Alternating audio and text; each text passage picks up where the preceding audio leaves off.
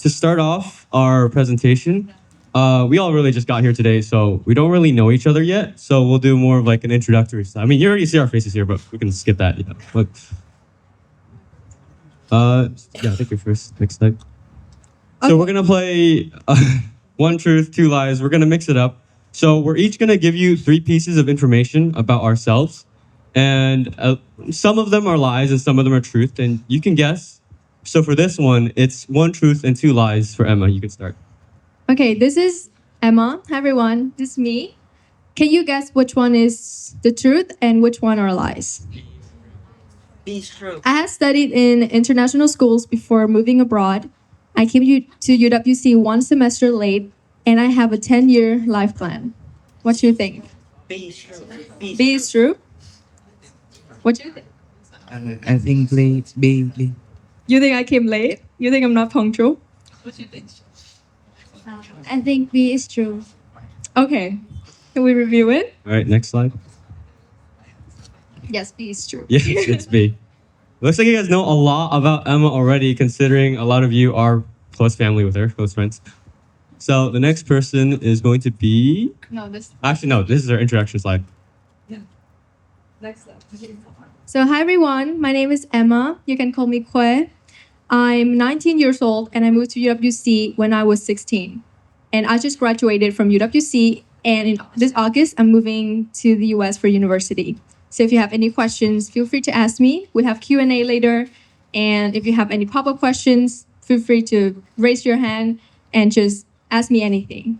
This is a picture of me and Sophia, my best friend at UWC. This is a picture of my friend group. This is Amara. A picture of me in my birthday, and that is Future Pathway Office. It's like a community that I had when we did projects together and initiatives. Perfect. Okay, thank you, Emma. Okay, mine is two truths and one lie. So out of the three, I have lived in 4 countries. I have always had very good grades, and I am going to a place that you can ski and swim all in one day. Which one is the lie? Which one do you think is the lie? I think it's B. B. Hey, that's so rude.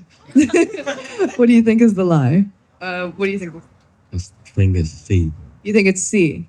And what do you think is the lie? I think it's A. A, okay. Unfortunately, B is the lie. So I have not always had very good grades. I've always been very involved in extracurriculars and activities, but that means that sometimes my grades have suffered a little bit. The 4 countries I've lived, I grew up in Kenya. That's where I was born and that's where I'm from. That's in East Africa. And then during COVID, I moved to South Africa, which is right at the bottom. And I lived there for 3 years. And then I spent some time in Germany on an exchange. And I speak German. And then I moved to Costa Rica, and that's where I met Emma. And then the skiing and swimming, the university that I committed to is called Pomona. It's in California. And the orientation day is they take you in the morning to go skiing in the slopes, and then in the afternoon they drive you to the beach to go swim. So that's all in one place. Next slide. So this is some of my UWC experience. A big part of the international school that I went to was studying, so I thought I'd include one photo, but it's a beautiful, beautiful place. This is a hike that we went on very early on in the 2 years. This is a big friend group. And this is actually the first time that I got close to Emma. And then there's a lot of international stuff. And my dad is from the US, so that's why I'm in American colors. Yeah, Mark? Okay, so now it's my turn to play my game. It's gonna be one truth and two lies. So there's 3 options here. We have A, I grew up in the United States and I'm visiting here for summer. B, I studied for 2 years at UWC. And C, I learned English by watching American TV shows. So what do you think is the truth out of all these 3 statements? There's 2 lies. Let's ask you. I think it's B. So you think B is the truth? You think I studied for 2 years at UWC? Okay, let's ask somebody else. Okay, how about you? I think it's A. Okay, so you think it's A? Do we have any other guesses? Does anyone want to raise their hand and guess what letter it is? Okay, you guys probably have no idea. So I'm gonna reveal the answer right now. Both of these are lies. I did not grow up in the United States. I grew up here in Vietnam and I lived here for 15 years of my life until I moved to the US. And I did not study at UWC either. I'm currently studying in LA County, California. And I am visiting for the summer though. And C, I learned English by watching American TV shows. So I grew up in a Vietnamese household. Both of my parents couldn't speak English, but they showed me a lot of shows and a lot of movies. And my favorite is probably Cars. And I learned English through watching these shows, and that's what helped me study abroad. So this is my introductory slide. I'm Mark. I go to high school in the U.S. right now. I'm an international student. This is my math class. This is an instruments class. This is where I performed with the electric bass. These are my other friends up in San Jose. And here was when I participated in a Stranger Things play, and I was Steve Harrington. Thank you, Mark. Okay. Okay, so I have a couple of questions to try and get to know you guys a little bit just while we wait for the next activity. So I want everybody to think of their favorite thing to do, their absolute favorite thing to do in the world, whether it's sleeping or, I don't know, dancing or any activity. But it has to be an activity. It can't be like just breathing. It should be something that you have to actually do and consciously do. So I'm just going to pick on people randomly. I'm going to give you 10 seconds to think quickly. Let's actually ask Mark first. Mark, what's your favorite activity to do? I like to sleep. To sleep, okay. Boring. What's your favorite activity? My love activity is sport, playing sport. Baseball? Yes, How long have you been playing baseball? just for you. 1 year? Yeah. Very cool. Okay, baseball. What's your favorite activity to do? I play table tennis often, and that's my hobby. Very, very cool. And does anyone have an answer they want to share? Just raise your hand. If not, I keep picking on people randomly. What's your favorite activity to do? My favorite activity to do is play basketball. Okay, a lot of sport. What We're healthy, we is- know. We're healthy. We're healthy, yeah. You're healthy. What is your favorite activity to do? I like badminton. Guys, what's with the sport? What about eating? That's my favorite thing to do. What's your favorite activity to do? I think eating too. Hey, there we go. I like her. Does anyone else have an answer they want to share? No, not right now? Okay, we'll get to the point where you guys are talking.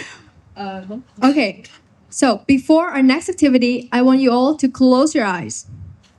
Close your eyes, no peeking, no peeking. I can see that. Close your eyes and think about how you imagine yourself. Like imagine yourself standing in front of a mirror. What do you see in yourself? Like what do you think? Baseball, food, sleeping, pink ribbons, anything.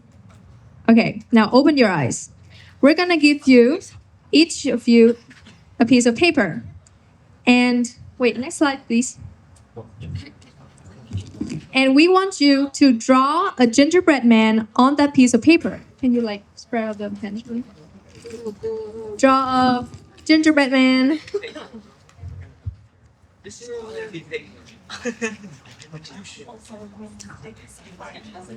Shit, this is so good.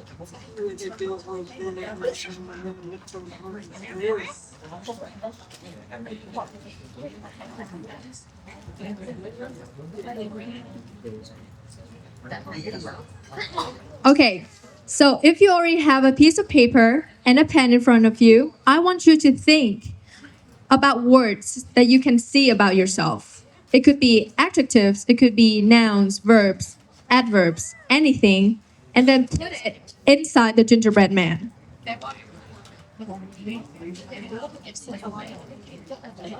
Okay, let's check if we know what our assignment is.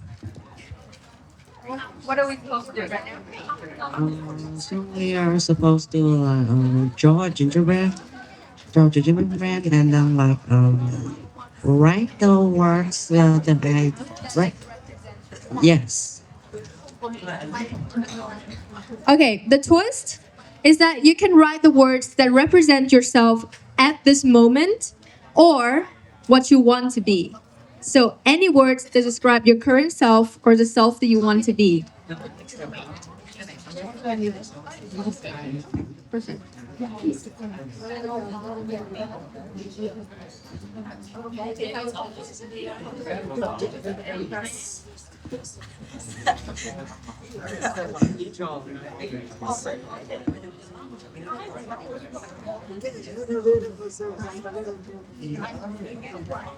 Does anyone have a spare pen that you can lend to your friend?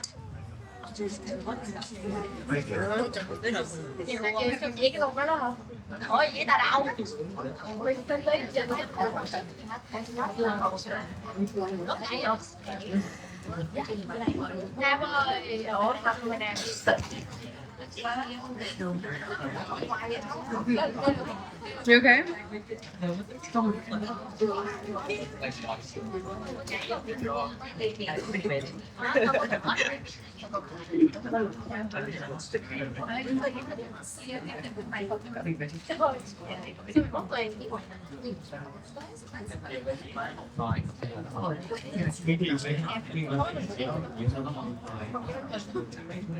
Okay, so now Emma is doing a demonstration on her paper. So if you don't know what to have drawn on your paper yet, you can check here.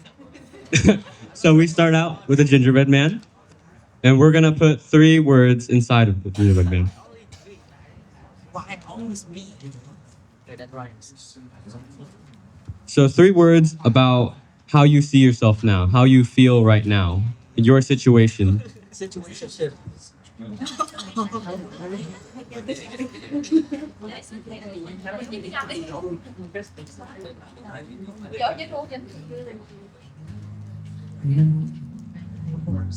From night, maybe I'll I think you drink all the time, when it was like this. As you tell me, you look like you're up in the room, I did you check me? Did you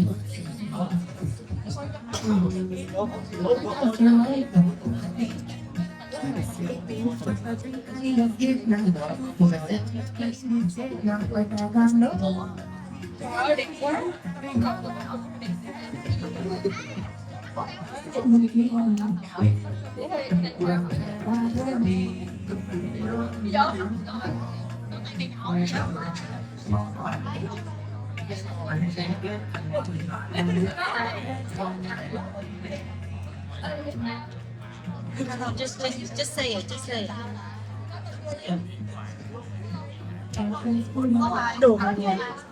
Guys, this is an individual activity, so no talking. No talking. Just think about yourself individually. We will have a sharing activity in a bit. So take the space, immerse in yourself, and think how you can portray yourself best in 3 words, and then put in the gingerbread man. If you're finished, raise your hand. Okay?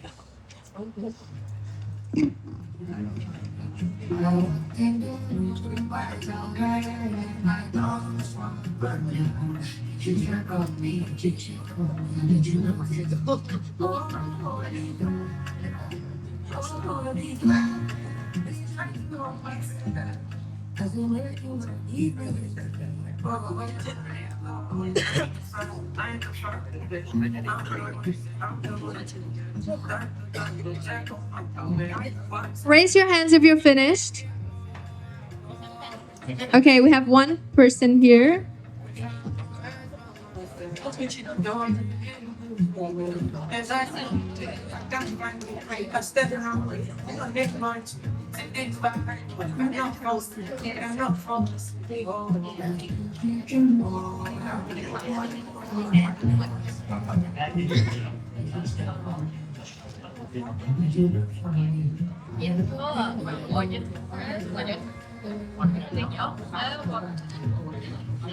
We had a really good question. He asked if you're writing about yourself now or where you are in the future. You're doing right now. So how you see yourself in this moment. Try not to talk, and then you guys have 2 more minutes to do this. And if you're done, write your name at the top and design the outside of your gingerbread character to look a little bit like you. Personalize it a little bit. It's just small.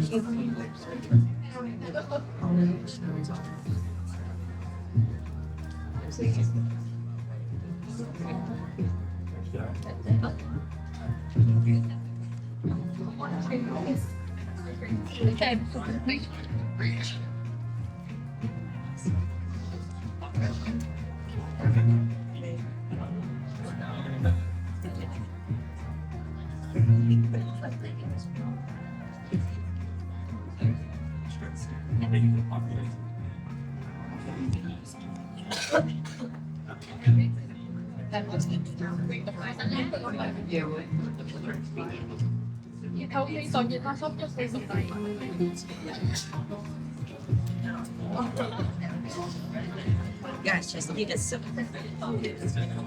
Just keep it simple.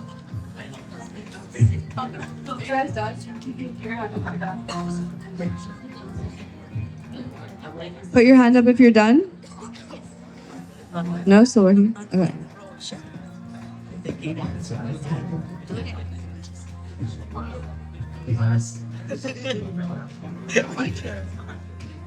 About that. Perfect. It's big topics, but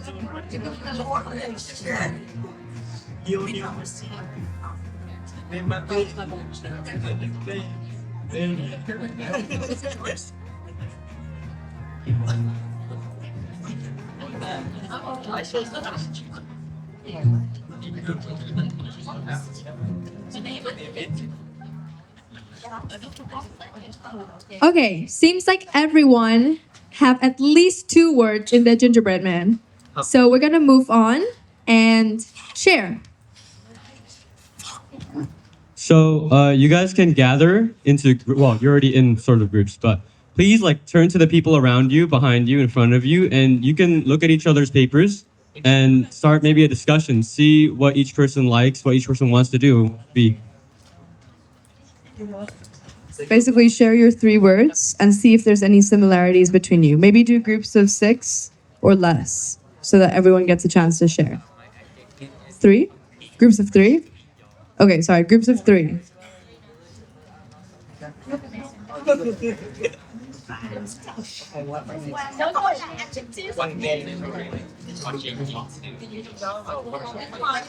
Yeah, everyone has that same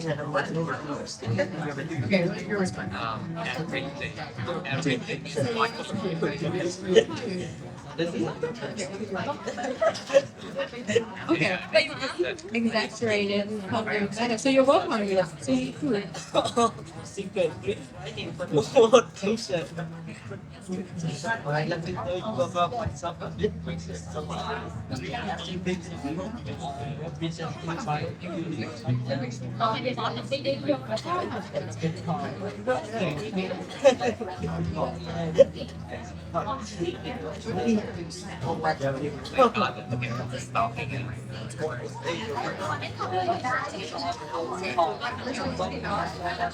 Chồng phải làm thật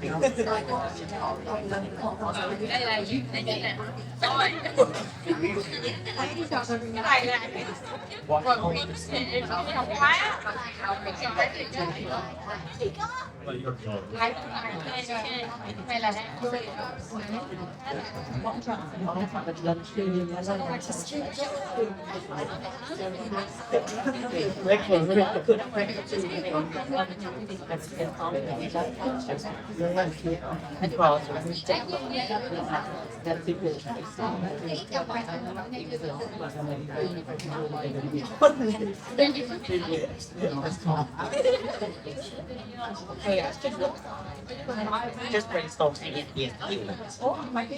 No.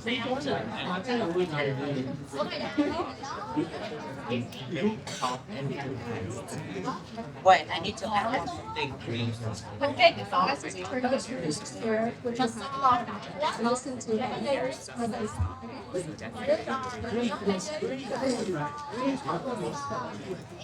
chỉ có cái này nữa thì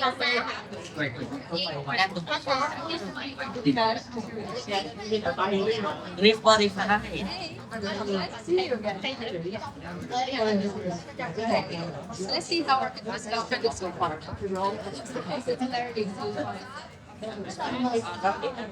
Nothing.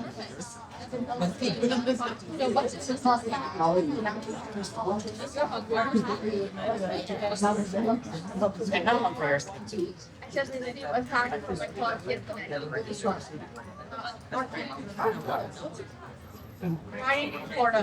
Yeah, yours.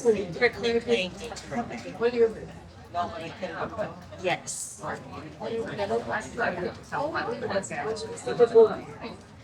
I love it. That's all yeah. Very hard. Or you my moves and what is why I try to I never trusted. Okay, that's very very sweet. You all have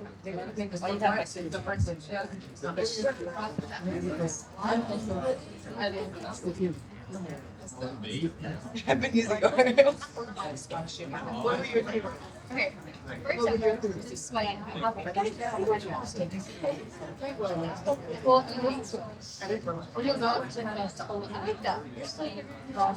very good.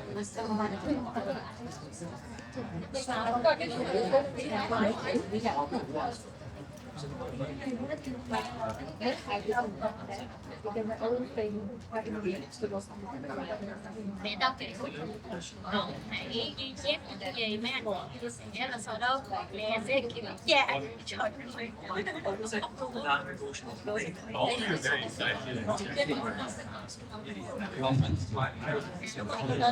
There's no similarity.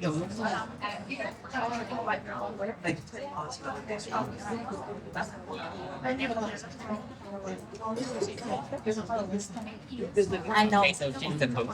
I know a perfect one to do is marriage.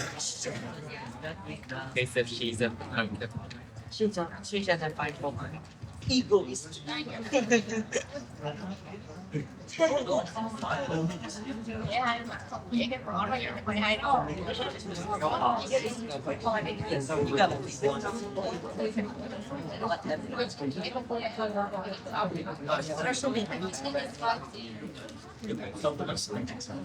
You can be passive like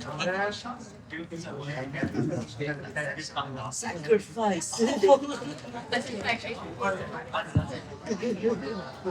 Sacrifice is so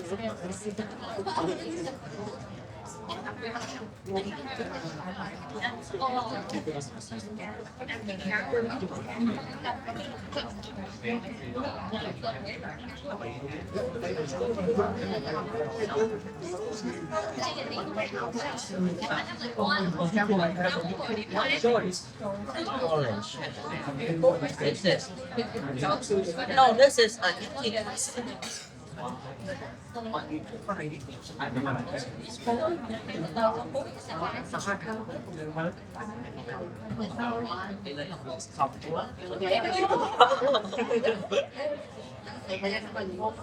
Are you guys finished?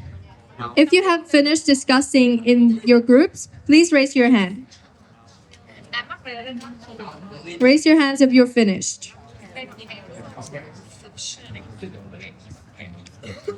Okay, would anyone like to share? You can share about yourself, or you can talk about what you see interesting in your friend's gingerbread man. Okay. Be nice. Let's see. Who's already had breakfast this morning? No one has breakfast this morning. You're joking. Then she's gonna have to ask all of you. If you haven't eaten breakfast, you're gonna get asked. Okay, I'm just gonna pick a random person who haven't talked.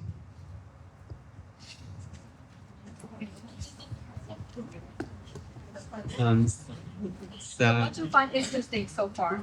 So the things that I find interesting in so far that these people don't really have anything in common with me. And right now I'm feeling a bit hungry right now. Wait, who else felt hungry? There was someone over here who was hungry. Everyone was hungry. He's hungry. I'm also hungry in my day. Wants to eat us. Don't worry about that. I don't talk anything. So like I'm really hungry and he's feeling a bit sleepy and I don't know about him though. I forgot. What was your name? Name is Hu Hung. Awesome. Okay, thank you, Hu Hung. Hu Hung has said something really interesting about how his group has nothing in common. Anyone has similar experiences or like you find similarities in your words? Guys, let's listen. Don't speak when other people are speaking. So my name is Hồng Ân and what I found interesting is that they have great dreams in the future. Some wants to, for example, my partner right here wants to learn more about biology and he wants to learn more about math. Okay, just a small reminder, if someone is speaking, please tone down your voices and listen. It's your way to show respect and also to understand more about people, and we're all here to learn something. So these are some groups that had nothing in common. What about anybody that had one word in common with somebody else? Does anyone have that experience? You didn't have anything in common with anyone? You just came? You have the same? Okay, tell us. Introduce yourself, stand up, say your name, and then tell us. My name is Ree. Me and Tony. This is Tony. Yeah, we have the same word. We're sleepy, lazy, we procrastinate a lot. We're pretty cynical and sometimes optimistic. Okay. Wait, can you explain cynical? So you look at a point in a negative viewpoint, like you're a pretty negative person, technically. That's great. I think you two are the best friends. Those are some cool commonalities to have with people, especially when they're words that you don't find very often. And then to have it in common with someone tells you a lot about a person. There was a group right here that had 1, 2, 3, 4 people with the same word. Who wants to talk?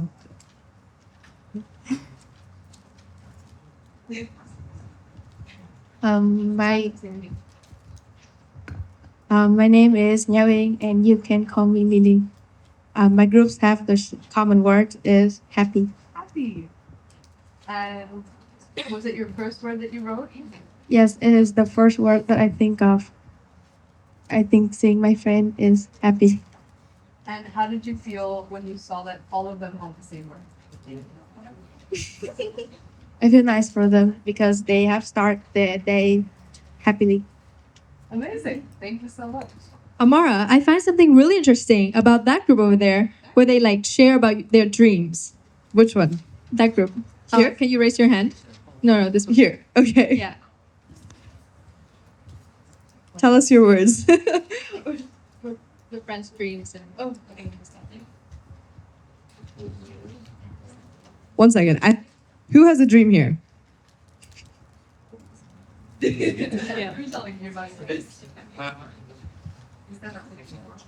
So, well, my name is Min Wong, and I have a very, very big dream. I actually want to go to München, which is Munich in Germany, and I want to get into the best universities in there. But it's actually very difficult, so I do have to grind German very, very much. You can do it. I believe in you. Does anyone else have something that they want to share like that? Or they have a specific place that they want to go? No?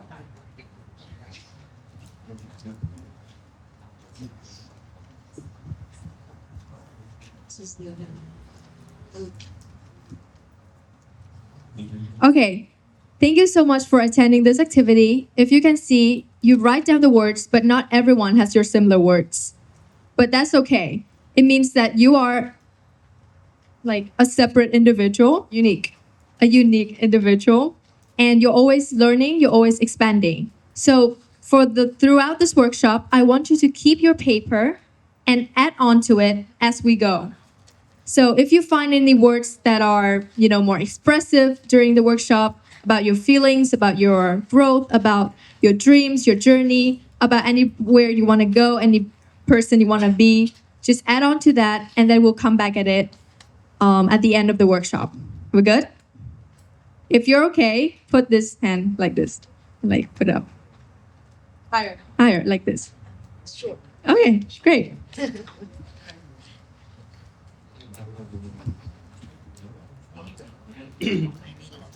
Add on to it. Yep. Okay, so now we're gonna move to the next part of our workshop. This is probably what you guys were expecting when you walked in here. So this is when we start talking about studying abroad, actually doing it, and a lot of the ideas or maybe like stereotypes you may have heard about it. So to start off with this section, we're going to have a Post-it note activity. So you guys are going to grab Post-it notes, and you can write. Well, we're gonna wait for Koi to pass them out.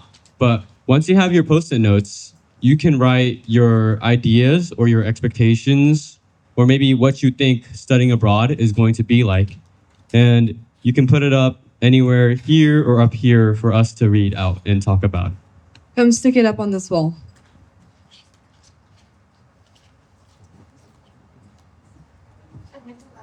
So we're gonna wait for her to pass out.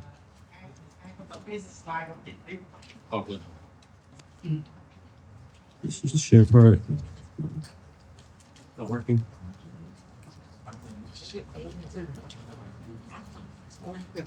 Yeah, next.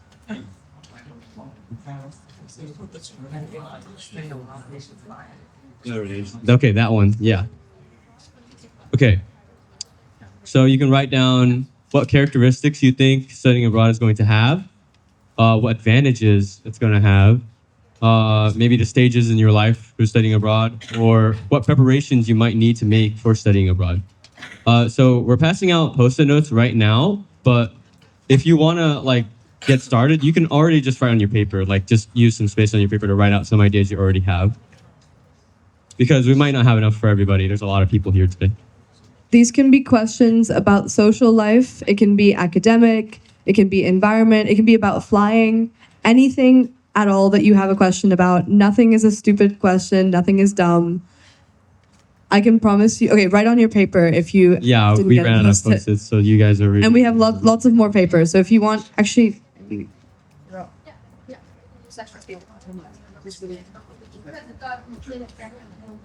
So there's no such thing as a dumb question. Believe me, we had a lot of questions when we were about to move abroad. And especially things like social life. I know that was my biggest worry. You want a paper?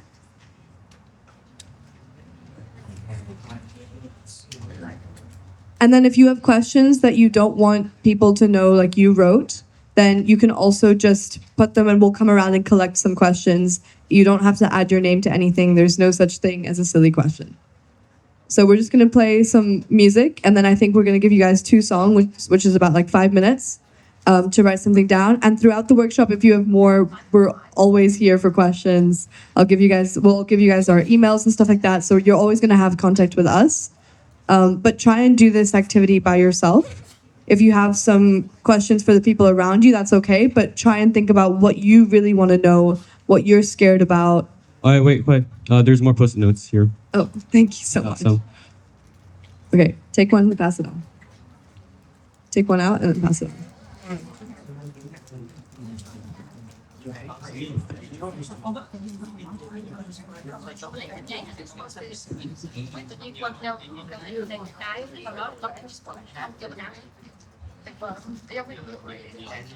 If you have more questions, just pass this around. Remember, in each piece of post-it, write only one word. So if you need more, one question? Word.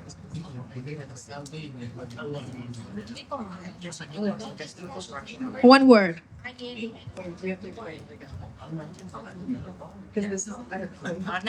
it's okay. So we're writing down what we think about studying abroad. Remember.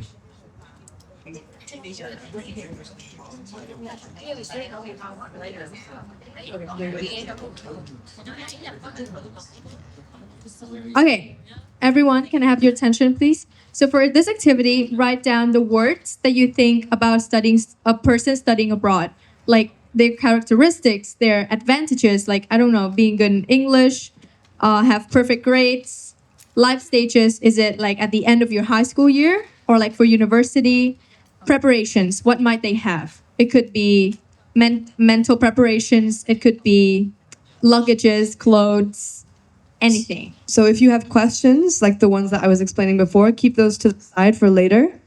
And then you can keep writing those. But now the ones that we're going to come around and collect for this time are things that you believe about the people who study abroad. What do they seem like? What do they have? What is their background? Things like that. So the questions keep aside and keep writing those throughout the workshop. We'll answer those at the end. But then for right now, do the stereotypes and the thoughts that you have about somebody studying abroad. If you're finished, feel free to come there and stick it. Where can we stick it? Stick it on down here in this wall or over there. There's a lot of space over there. So if you're done, you can stick it here. Okay. Okay. Come up here and stick it on the wall. If you're finished.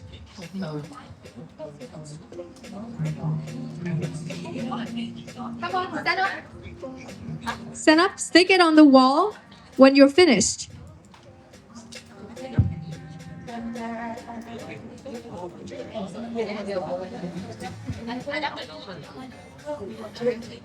Amara, what do you think of some of the words that people might have, like about the person who's studying abroad? Wait, stand.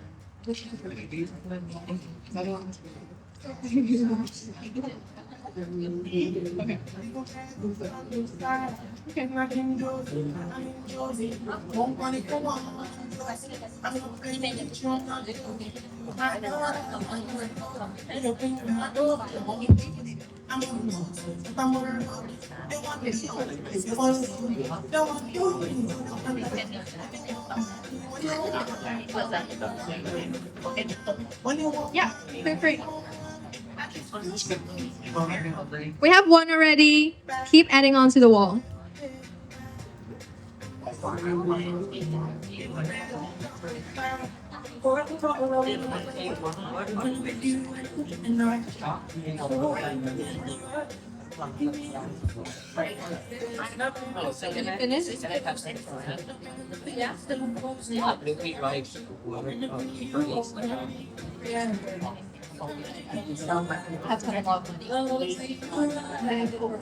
If you're done, you can walk up and put it on the board. Yeah, feel free. Okay, it's okay. Okay, stand up. Put it on the wall. This is a brainstorming activity, so if you need more post-its, feel free to ask. We have a lot already. Wow, okay.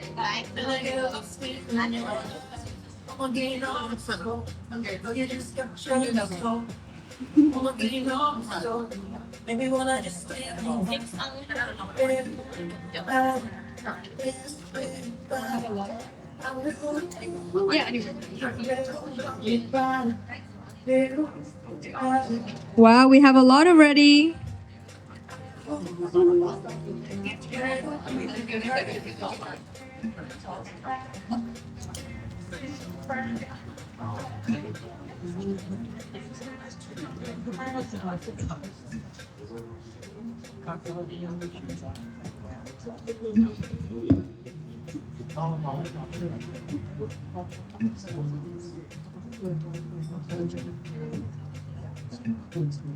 Okay.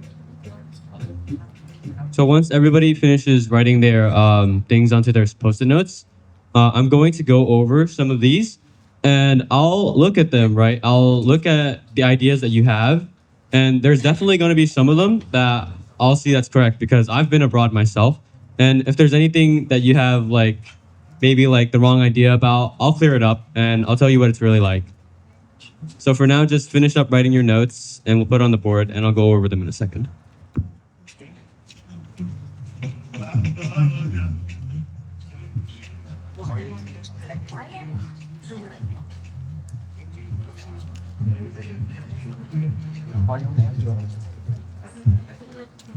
You have to go concept if anything pop up in your head.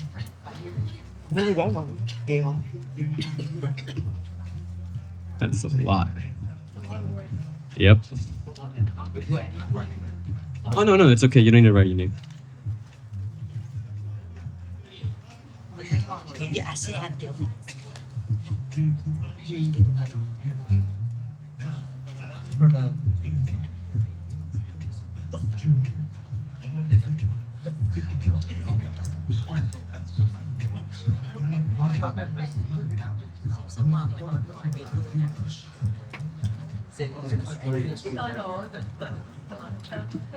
Okay, so everyone's finished with their writing and everything, right? Does anybody else need to bring a post-it note up to the board? Oh, okay, yeah, it's okay. I'll wait.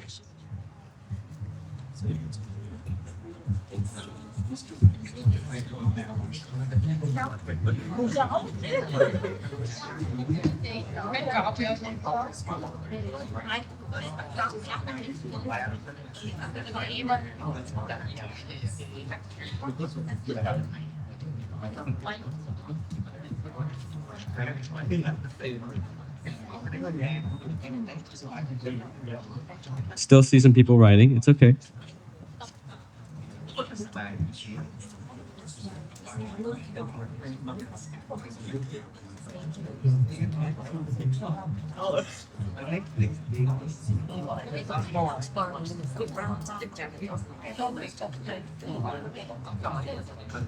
Okay, so I think everyone is around done. Is there anybody else who hasn't finished? If not, I'm going to go ahead and start reading some of these, okay?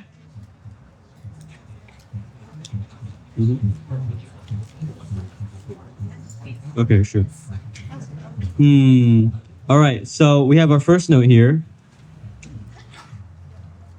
So this one says curious, good grades, good English, high school planning, studying abroad, mental preparation. All this stuff is pretty accurate. For studying abroad, you're going to need good grades and good English, especially if you're planning on moving to the United States. Laws right now are getting a little tighter. So when you apply for visas, they're going to look more towards your English and your grades when you apply to the US. But yeah, being friendly, being curious, this is also really important to studying abroad. Could I ask who put this note up here? You got it spot on. It was really nice. Okay, let's move on to some of the next ones. Another one, fluent English. I wouldn't say fluent English. I'd say just good enough because you don't really need to know beforehand. It's just you need to know the basics. And once you go over and you start talking to your friends in the United States or in anywhere you're going, you can get to know the language way better and way quicker than learning it in Vietnam. So what else? Learn a lot. Yeah, this is correct. Oh, this one looks interesting. This one says depression. That's, yeah. Heavy preparations and smart enough to get a job or else you'll fail. I'd say part of this is true. I was really sad when I first moved over because I lost pretty much all my friends and family and I moved over. But I don't think it's as bad as you think it is when you write this, because when you first come over, you don't really have to have it all figured out. You don't have to be completely sure that you can do this or you can get a job.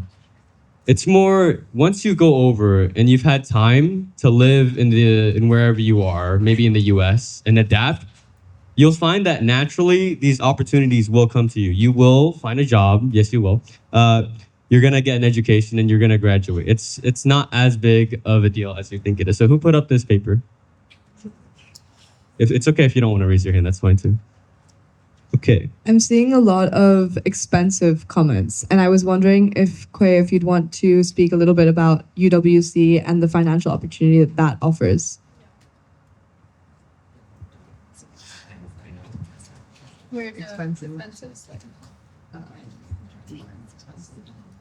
Expensive financial advantage. Yeah. So that is a really big stereotype, right? Who here thinks that you have to have a lot of money to go study abroad? Well, I think that too. Amara thinks that too. And for most of the cases, true. If you want to like pay for your school, you want to pay for transportation, you want to go there by yourself to stay with your family, you need a lot of money to like, you know, for expenditure. But for the UWC experience that we had, they cover. Okay, so what I was trying to get at is that at least the school that we go to, does anyone not know what UWC is? No? Okay, good. So UWC, United World College, the point of our international boarding school is offering scholarships and being able to bring people together who come from not only different national backgrounds, different cultural backgrounds, but then also different socioeconomic backgrounds. So there's two ways of applying to UWC. There's the GSP, Global Selection Program, which means you pay the full amount, but you have a lot of choice in which country you go to. And that's also for people who don't qualify for the national one. Or there's the National Committee option, which Quay is a part of. And that gives you an opportunity to get a 50% or even 100% scholarship to study abroad. And in some cases, they even pay for your flights there and back. So there are a lot of scholarship opportunities available, especially for the US, for students who are wanting to have that curious, open-minded mindset. But they are very difficult to find sometimes, which is why this is kind of why we're doing the workshop, is for you guys also, if you know something, to be able to share it with your peers, because helping each other actually gets you all to the point where you want to go. So we can introduce UWC to you and say, okay, there's this application, you have to go and do interviews, and Quay did it also, she can maybe talk about that. But there are opportunities for you to have this education, this international education, and not just the US, Australia, Canada, like basically even Europe. All of these places have scholarship opportunities for people who are willing to come and apply and be really hardworking. So I saw a lot of people write hardworking or work ethic, and that is a definite characteristic that you need to have if you want to take on this journey, because it's something that's going to be really difficult for you to leave something that you know, a path that maybe your older siblings have taken here in Vietnam to get a really good education. But it's a very different experience to have the lived experience of moving abroad so early and so young. Like I moved away when I was 16, so did Quay. So hardworking, willing to adapt, I see that one as well. And scary, like yes, these are all true, but expensive is not always the truth. Yeah, so what we meant to say is that yes, financial barriers are real if you choose certain paths. So it's not absolute that you have to have a lot of money or you have to come from a really wealthy family to go study abroad. There are a lot of opportunities available, a lot of programs with scholarships provided. So it's just to say that you guys can always learn from each other, can always research more to think about different opportunities that fit with your interests as well as your family status. And then also to comment on English fluency. So at our school, I'll give you a case study. So there's this girl, her name is Vanessa. She was from Nicaragua, and she came into the school with me, and she didn't speak a word of English. She had moved to the school in Costa Rica as a refugee from Nicaragua because of the situation, the political situation that's happening there. And she came to the school not knowing a single word of English. And we were friends at the beginning because we took a dance class together. So even though we couldn't communicate, I was trying with some Spanish, she was trying with some English, but at the beginning it was just a friendly smile.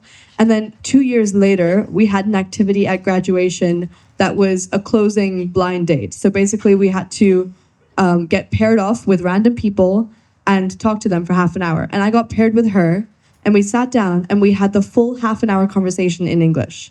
And it was one of the most incredible things I've ever seen, because she literally came there not knowing how to say a word, and she left being able to communicate in a language that she had only started learning 2 years ago. So I think fluency, definitely you don't need, but the willingness to learn the language and the willingness to be uncomfortable, because it's going to be very difficult to express yourself in a language that you haven't necessarily learned since birth. I can't empathize with the English one, but I can definitely empathize with German. When I lived in Germany and I was trying to speak German to all of these people, I felt like I wasn't, whoa, let's not swear. But I was trying to express myself, but I found that I wasn't as funny or as smart or as expressive in German as I was in English. And I'm assuming that some of you feel like that with English and Vietnamese. You're very comfortable in a language that you've grown up learning, that you've spoken to your parents, that you can communicate with your parents in. But then when it switches over to a new language, suddenly it's very uncomfortable. You get a little bit shy, your personality changes a little bit, and that's completely okay.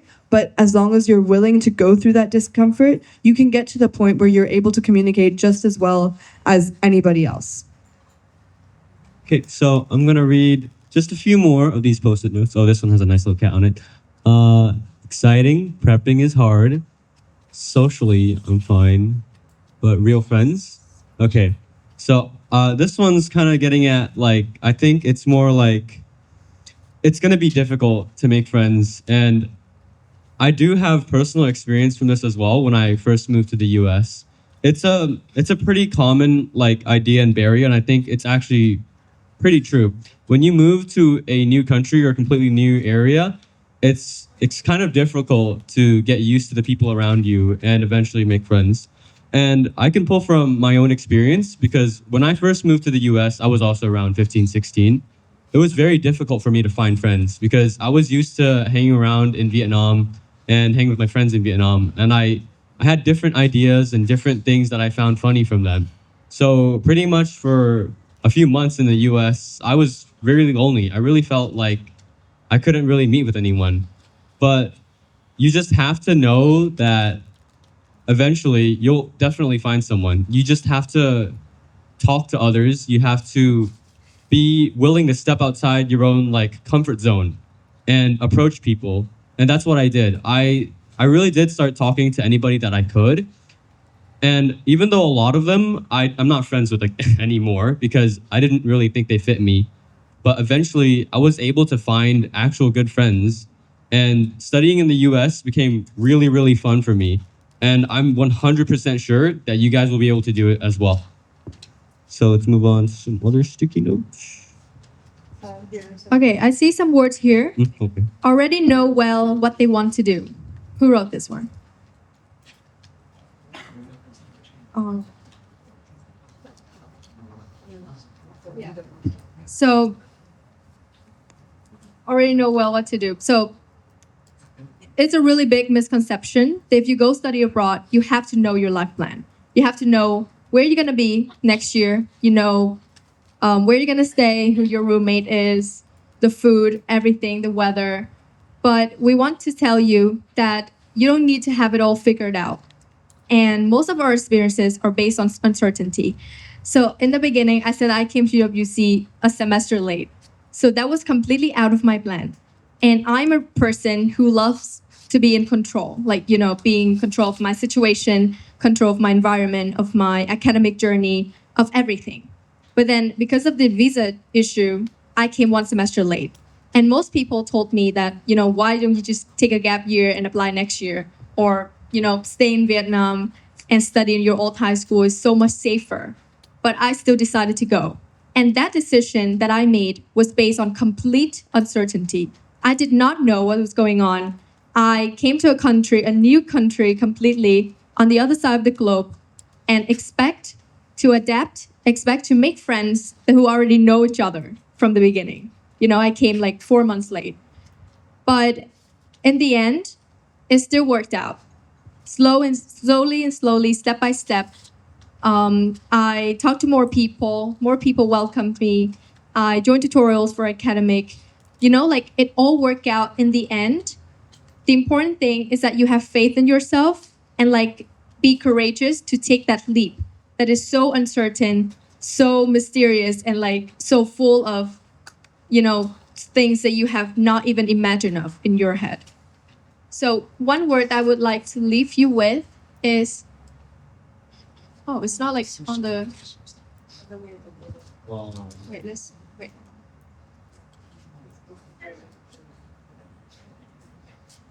Okay, one word I would like to leave you with is be open. Be open to new experiences, be open to yourself, to possibilities that you can always change, you can always adapt, you can always learn, you can always experience, and be open to uncertainty. You don't need to have it all figured out, and that's okay. That's the fun of it, Who here loves uncertainty? No one. But I mean, it sounds really scary. Like it's uncertain. Like you don't know what's on the other side of the fence, But at the end of the day, it's what makes life fun. For sure. And just to speak on the friendship side of things, the only reason I'm in Vietnam is because I became such good friends with Emma. And we, I think, only got close towards the end of the 2 years at UWC. But then that allowed for me to come all the way to, I've never been to Asia before, even though my grandparents are from India. But I've never taken a trip to this side of the world. It's a completely different culture. It's something that I've had so much fun getting to experience. And it's only available and possible because I was open to making new connections in a country that I really had no idea, with people that I could never have known. So yeah. So us being here today with different stories, different life plans, and different journeys that we've been through just goes to show that anything is possible. The world is not as small as big as you think. It's not as unreachable as you think. You can always expand. You can always take that random flight that you don't know where you're going. You can apply to that program that you've been thinking of. Take that leap. Apply to, the US when your English is not ready yet. Don't wait to be ready, because ready is now. And you got to start and figure out the rest. That's what I think. So you guys have mentioning that you have been have been hungry. So who's ready for break? Raise your hand.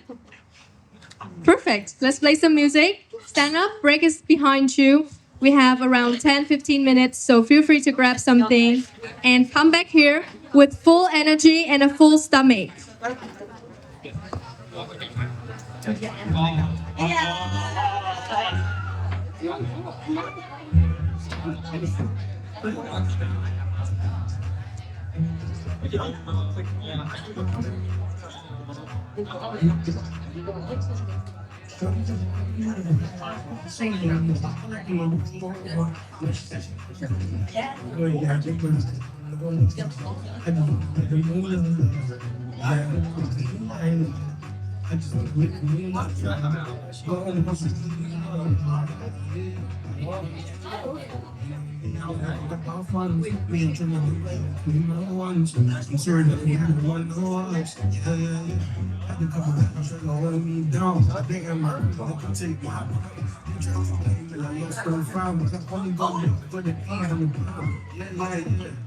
I love this day. Like, don't want you, I don't.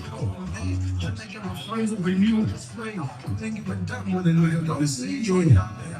So don't tell me how I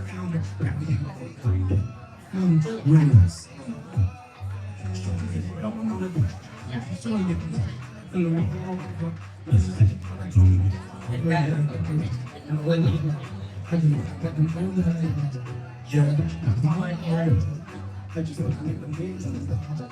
But I never said to me, love is mine. I ain't gonna tell you my money. I'm gonna tell you this money. Just the right side when it's sunny. I ain't being funny. I ain't hitting them wrong, but I'm sorry. Because I'm tired of this. Yeah. Because I'm tired of this. Yeah. You might catch me in a 4x4, that's a joke. You might catch me in a Yeah, we might catch me in my Motorola. Yeah, yeah. So don't tell me nothing. You think I'm bluffing when I say shorty said she coming out of the bedrooms 'cause she saw me. Nigga, but up in the wall. She said she wanna do me over. Yeah, them brothers don't come no one. I just wanna make them all out of it. Yeah, it's the all I just wanna make them. Yeah, I'm hustling. Yeah.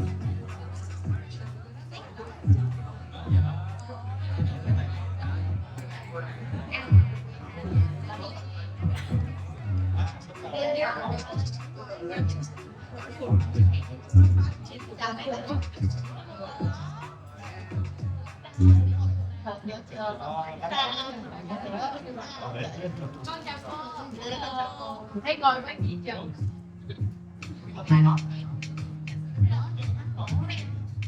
Quay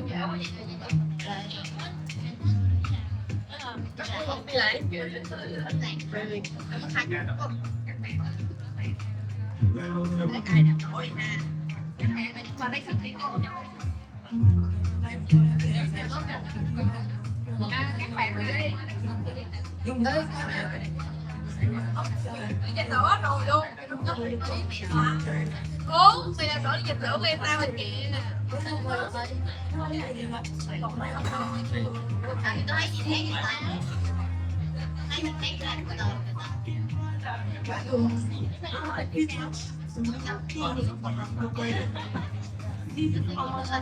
Mấy con nào đây được con được con.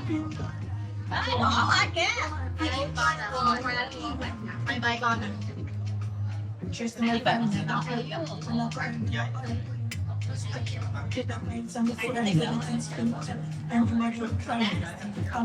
Nhỏ theo.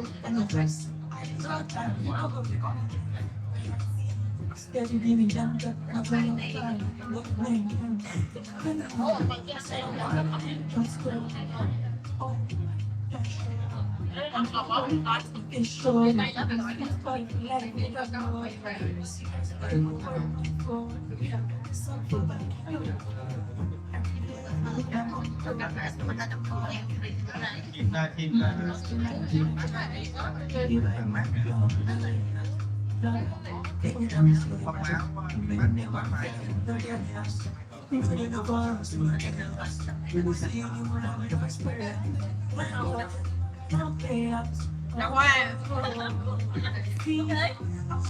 đóng giấy.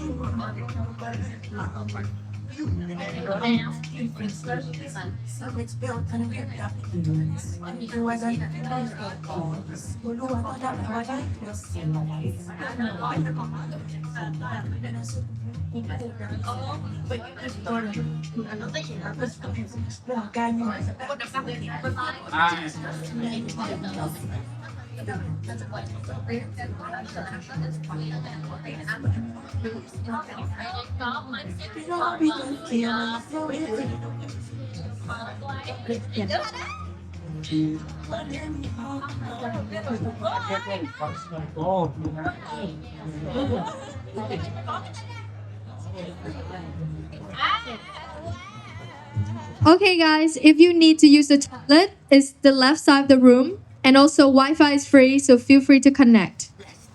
We have around like 8 minutes left.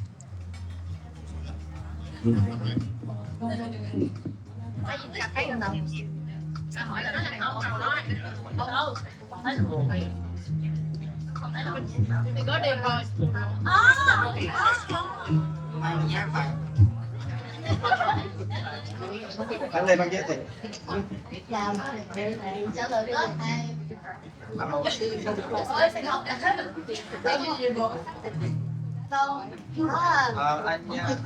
đang ở khu shop á.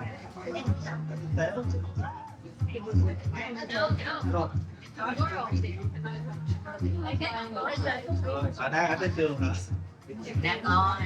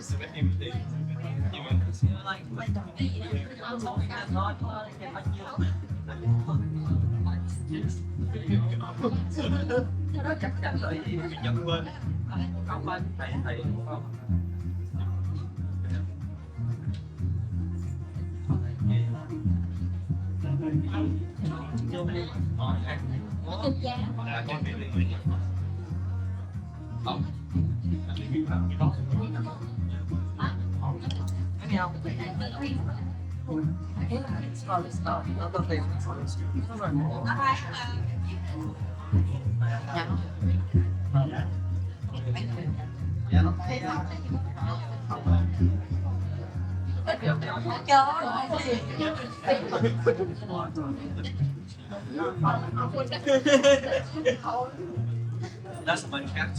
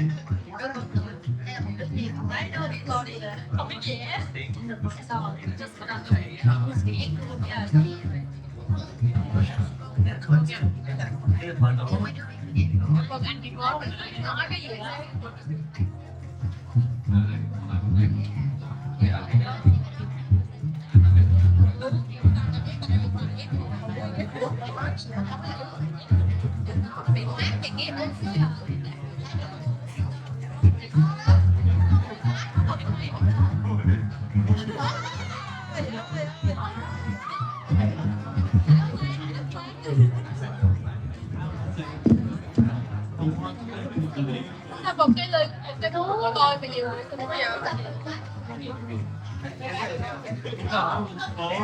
bạn không? Tôi nói với câu lúc nãy. Tới. Đừng nghe nói gì. Được chưa? Được chưa? Được chưa?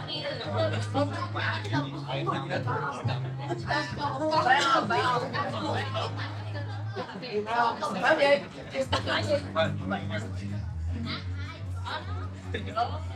Nói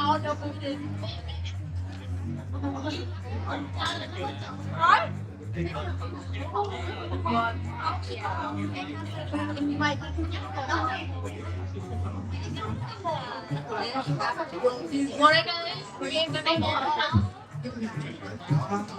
Quá trời con tàu. Nó bỏ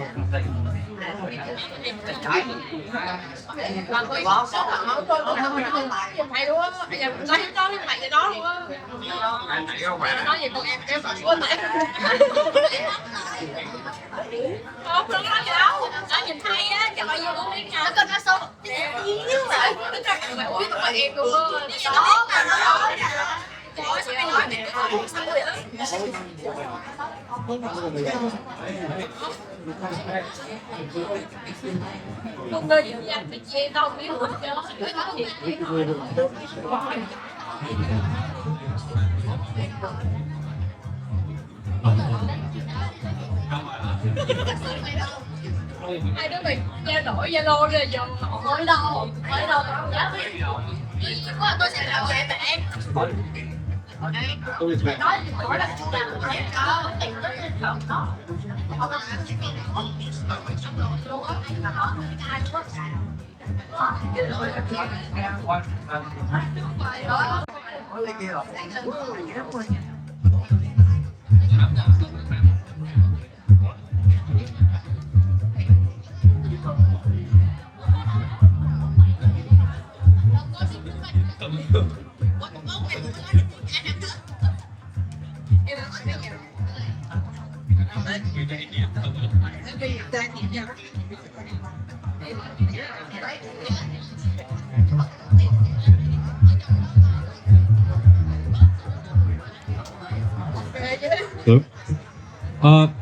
Guys, if I can have your attention for a little moment, please remember to clean up once you're finished eating.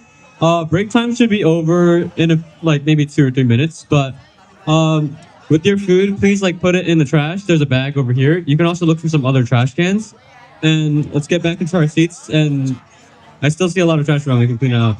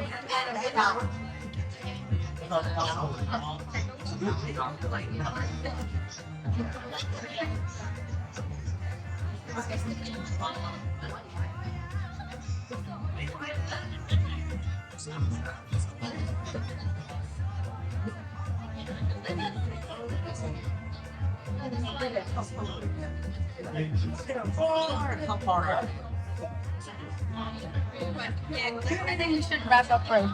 Yeah.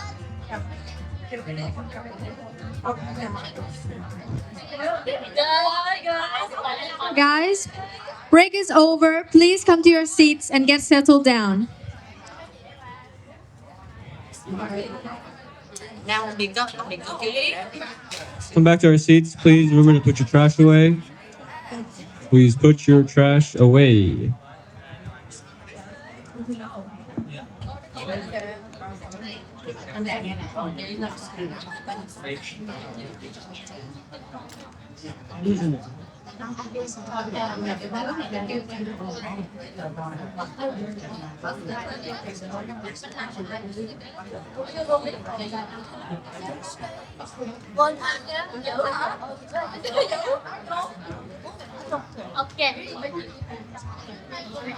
Guys, please come and be seated.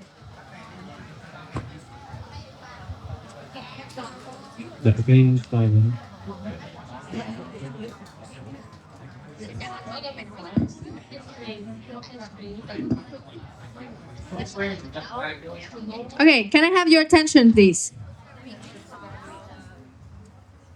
If you can hear me, and if you're focused, clap with the same rhythm as. No, wait, again. Okay, listen first. Listen first. Again. Okay, perfect. So, Mark, do you want to start with the next one? Okay, so we're gonna start with our next section of our presentation and workshop. So, who here has watched a lot of videos or reels online about studying abroad? Is it glamorous? Is it glorified? It's always fun, seeing sunset views. No, we don't have it. You can play music over it. Yeah. So, social media is a type of marketing, and they market a lot of good sides about studying abroad. It's always the happy highlights, always the fun time, the time when you talk to your friends, sunsets. But about rainy days, no one shares that. So this is how social media, focus please, look at the screen. This is how social media shows you life abroad.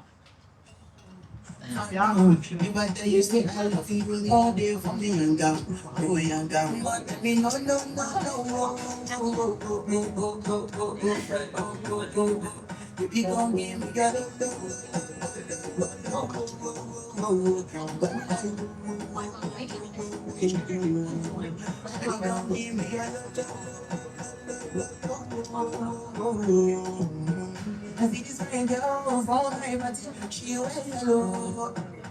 That girl did the thing too much, but this girl mellow. Now you might find situation I go use this, tell I'm mellow. Finally I find with you talk to the girl, but she ain't like hello. You want the phone? Oh, you know what goes on. Then I start to feel like bum. She did give me small. I know, say she's a bit of a down one. Okay, can anyone share how they feel when you see that video? Let's pick on a random person who hasn't talked this whole event. Oh no. How do you feel? Okay. See the video. Can you stand up? Yeah, of course. Okay. So I'm Mai, but most of you, or maybe some of my friends, I guess, know me as Mia. And after the videos, I feel like, I mean, they're happy. They're really happy moments, very optimistic, very disco-ish with the music going on. But I also feel like it doesn't really show the full story because, of course, nobody posts their depression or homesickness online, I guess. Yeah, and that's overall how I feel about this. Okay. Thank you so much. Would anyone else like to share about how they feel? Wait, an applause for my. What should be? Okay. Would anyone else like to share their feelings or kind of like the words you have in your head? Or after the video, you're like, oh, I want to go study abroad so I can party all day long. You know? I want to party all day long. Everyone wants to party. Who else want to share? Who else hasn't shared? How did it make you feel? Yeah. How did the video make you feel? What did it make you think?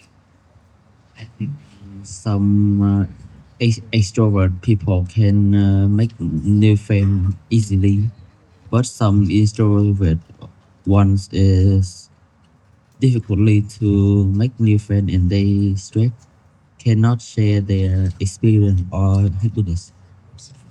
Okay, that was a very interesting point. Thank you for sharing that. Can everyone clap for him for sharing? So, for those of you that didn't hear it, he said that what he could see is that extroverted people make friends easily. And correct me if I'm wrong, but extroverted people make friends easily, whereas people who are a little bit more introverted can't connect the same way and have the same fun experience. So, this is a really interesting point. Would you call yourself an introvert or an extrovert? You don't know? I don't know. So I'm definitely very extroverted. And I think that because of this, my experience has been easier. I am very ready to put myself out there and make friends like that. But I found that while at the beginning, the people who I made friends with were also very extroverted, the friendships that I've learned to cherish and to really hold on to and to continue past my school are with people who are a lot more introverted. And this is because I don't think that making friends with people who are the exact same with you brings the same amount of value as making friends with people who are completely different or who have very different perspectives. Because those are the kinds of people who are going to enrich you because you already know everything you have to say.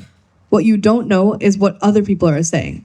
So when it's a bunch of extroverts in a room and people who are very, very exciting and energetic and always want to talk, it's kind of like, has anyone ever been to a aviary before, like a bird zoo? Yeah? And you know how you can just hear all of this yap, yap, yap, yap, yap? That's kind of how it is sometimes when you have a bunch of people who are very similar in the same room. Because they're all trying to get what they want to say across. They're all trying to say something. They're all trying to make everybody hear them. But when you have people who operate differently, who have different ways of communicating, who have different love languages, all of these different things, that's when you really get an experience that has depth. And I can tell you with 100% certainty that in every room, there's going to be at least one introvert and one extrovert. Because that's how our world operates. There's so many different people. And also, it's not a this or that. It's completely a spectrum. You can be super extroverted sometimes, and sometimes you just need your alone time. And going abroad, you definitely need your alone time sometimes. So I think it's important to realize that you as a person hold value regardless of how you appear to other people. You have your own thoughts, you have your own perspectives, you bring something new and something valuable to the table. And sometimes it takes a while for people to recognize that. Sometimes it takes some time for people to see that, oh, this is how I can communicate to this person. This is how I can connect with them. But it doesn't mean that it's not going to happen. It might not happen in the first week, especially when everyone's there and it feels like a summer camp and everyone's just trying to, get to know everyone at the same time. But as soon as you go through those really difficult times of exam periods, of times where you feel that depression and that homesickness, that's when you're really going to connect with the people who are making an effort to show you that you're valued. And a lot of the time, it's going to be people who are introverted, because those are the ones who listen more than they speak. Okay, sorry. Okay. I went a little bit carried away. Thank you, Mara, for your sharing. Do you guys have any questions so far? Or perfect, let's carry on. So what you guys just watched is a video that usually social media shows you. It's always so glorified, glamorous. It's also happy, always the highlights, partying. But reality is not always like that, as Mia said. So Mark, do you want to like? So, hold on, next slide. Okay, so we hit the reality check. So you actually saw in that video, you can see Hue running around having a lot of fun. My life was not like that. I never had parties. I couldn't go out with my friends like that. My first year was really, really boring. I really just like stayed at home and I finished my work and I went to sleep. Like, it was really sad. I pretty much lost all my friends when I moved to the US. All my other friends either moved to Canada or they stayed in Vietnam. And my family, I was also really far from my family. I was with my cousins and aunt. It was nice, but I missed being able to talk to my parents and my sister every day. It was really sad for me. I was homesick. And I mean, there was also like culture shock, right? I came over and everybody had different haircuts and they spoke in a different way. If you don't know, in certain areas of the US, there's going to be certain accents, right? You could be from New York, you could speak differently. You could be from the South. I was in Southern California and people there, they had a lot of Hispanic influence in the way they talked. It took me a while to adjust and finally make friends. So for that dead period, for the first year, it was really, really boring and sad for me. And I think for most of you, when you go to study abroad, like Amara said, if you're not an extrovert, it's going to be pretty difficult for you for the first year or two. But eventually, I was able to get over it. Do you have anything else? Oh, yeah, sure. So the way I got over it was, I said earlier, but I started reaching out to people. And it was kind of difficult for me because I was never used to that feeling. Because when I was in Vietnam, it was really easy for me to make friends because I already knew everybody. So I had people to rely on and talk to and expand my social circle. But when I went to the US, it was like I was in a completely new pond, new area, fish out of water. And I didn't know where to start. At the start, I kind of just looked for other people who were kind of like introverted like me. And I felt a little more comfortable talking to them. But I kind of found out that like they weren't really like me. They were kind of like, I wouldn't say, we had different interests. And I did not like hang with them that long. But eventually I was able to get over it. And I finally started to take some other classes in my junior year, which was last year, 11th grade. And I actually found some friends that I liked.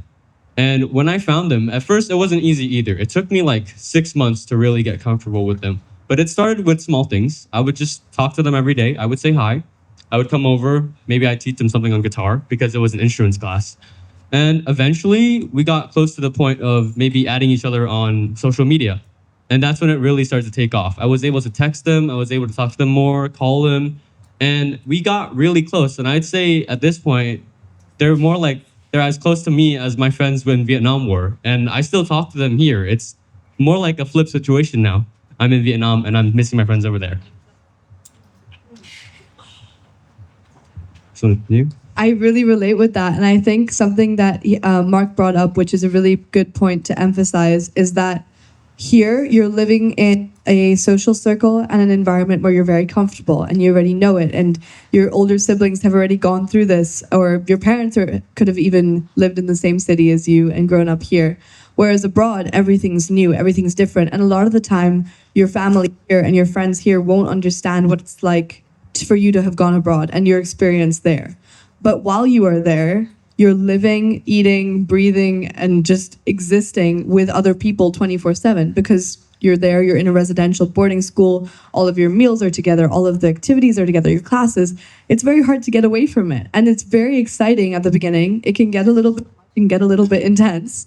But it also makes it so easy to make friends because you have so many common interests and you're realizing this with the different people in your life. So one thing about UWC for me was that I felt like I had a friend for everything that I liked. There was one friend who loved music and I make my own music. So it was amazing to have that space with them. I had another friend who took anthropology with me, which is the subject that I want to study. And I had another friend who I danced with, Vanessa from Nicaragua, like I said before. So there's always going to be somebody that you're connecting with in a different manner, in a different place. Maybe there's one group that you have lunch with, and then there's another group that lives in your house, your residential home.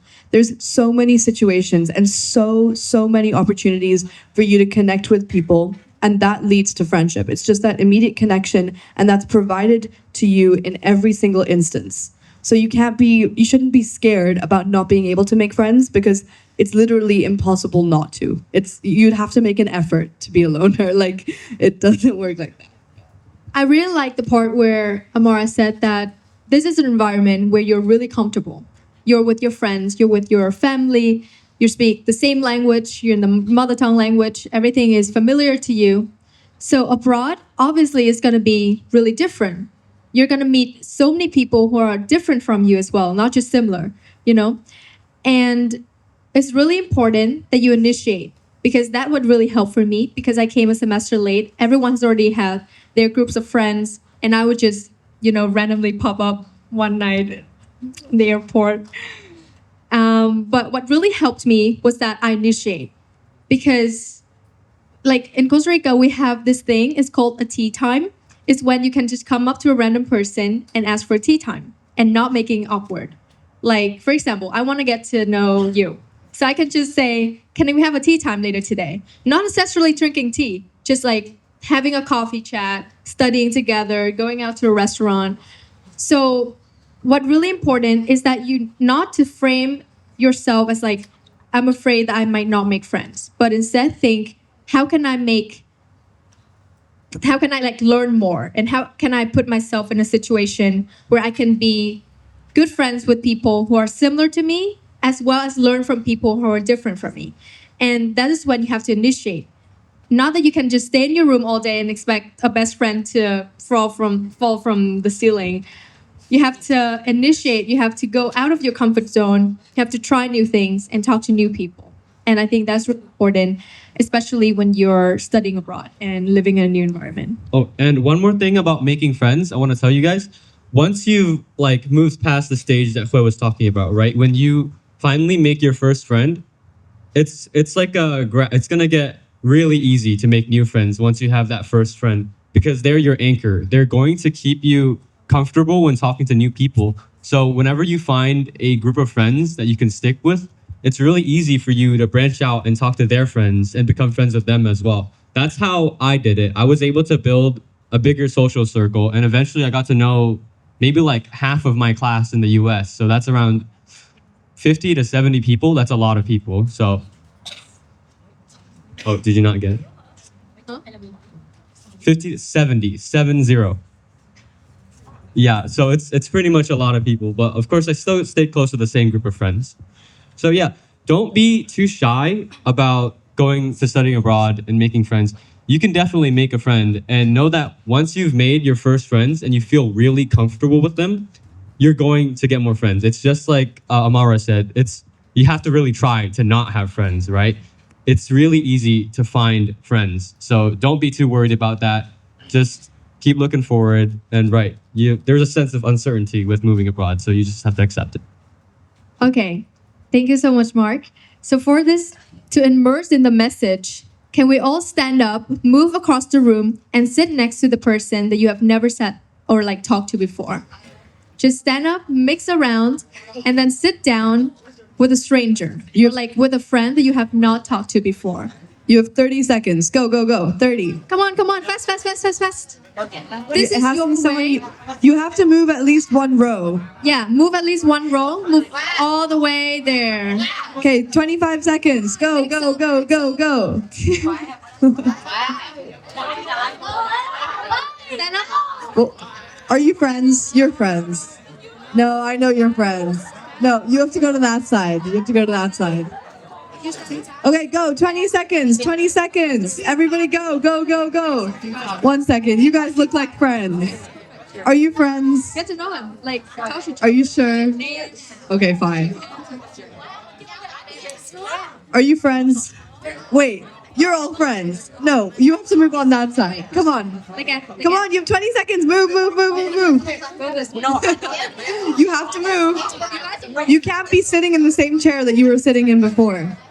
Did you just move one seat? No, you have to go to that side. You can't just move one seat over. Are you guys friends? I feel like you know each other. You're friends. No, I know you're friends. You have to go and sit somewhere else. Guys, come on. This was supposed to be done in 30 seconds. Are you two friends? I feel like you two are friends. Are you friends with him? Okay, sit down. Yeah, I feel like you two are friends. Okay. You have to switch with him. Come on, I love this. You're not friends? I'm loving this. I feel like you guys are friends. What's his name? Are you sure you don't know? It's your brother? Guys. Okay, brother, come here. You come sit here. And do you guys know each other? You guys know each other? Do you promise? Are you sure? Guys, do they know each other? No? Okay, fine. I'll leave it for now. You? Are you guys like tall? Are you friends? Wait, you were sitting right there. Okay, fine. Guys, please, you have to make this activity work, and it's only gonna work if you're not friends. Are you two friends? What's his name? Okay, I can't tell if he's lying or not. You? Are you friends with him? No? Okay. Stand up. Are you friends? Are you related? Okay, good. Someone was sitting next to his brother. You're the brother, right? You're here. Here. Are they also friends, your brother and that guy? Are they friends? Your brother and that guy? No. Okay, cool. Just to make a new friend, just to test yourself, test your boundaries, and always learn something new. So we're gonna have a couple of questions, and your job is gonna be to talk to the people around you and get to know them a little bit better. So the first assignment is you guys have to find one thing that you have in common. Anything at all. It can be a favorite food, it can be a favorite activity, maybe somewhere that you live. Yeah? Or maybe money. Money? What? Maybe money. Maybe money? If you both love money, I feel like everyone does money. Okay. Anyway, so your first assignment is to find one thing that you have in common with the people around you. 1 minute to find something in common, and then And we're gonna ask people as well, so make sure you find it out. Okay, go.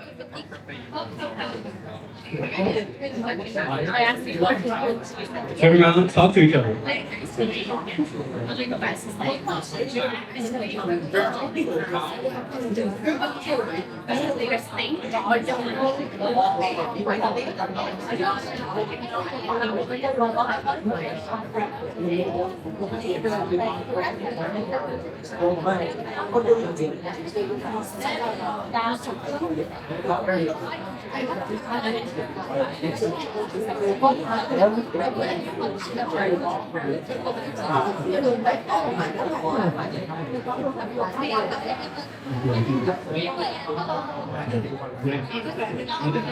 Ten, 9, 8, 7, 6, 5, 4, 3, 2, 1. Okay, let's ask a random person.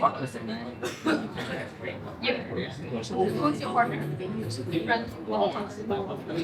Okay. What you guys need? We are unemployed.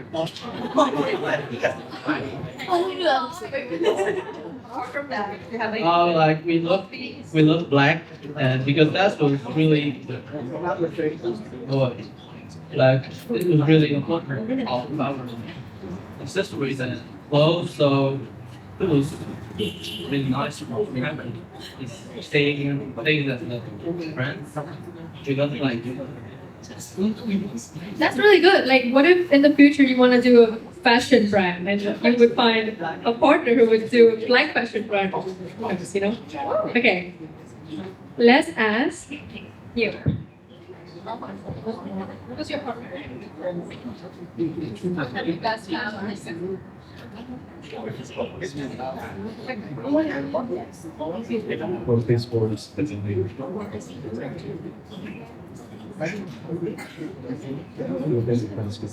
Basketball as well. Okay, put your hand up if you play basketball. Hi. Higher, so I can see it. There we go. 1, 2, 3, 4, 5, 6, 7, 8. Okay. These many people, wait, keep your hands up. All of these people play basketball. So that's a commonality that you all have. Okay, let's ask some more people from back here. We haven't really heard any responses from back here. So, how about you? Who's your partner? Okay, so do you guys have anything in common?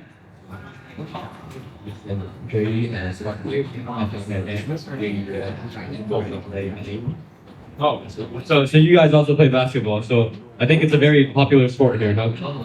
Do any of you guys have like any other sports that you like to play besides basketball? But yeah, you can play. Oh, soccer and badminton. I like to play badminton too. I love playing badminton. Here, let me move to the front. Let me check.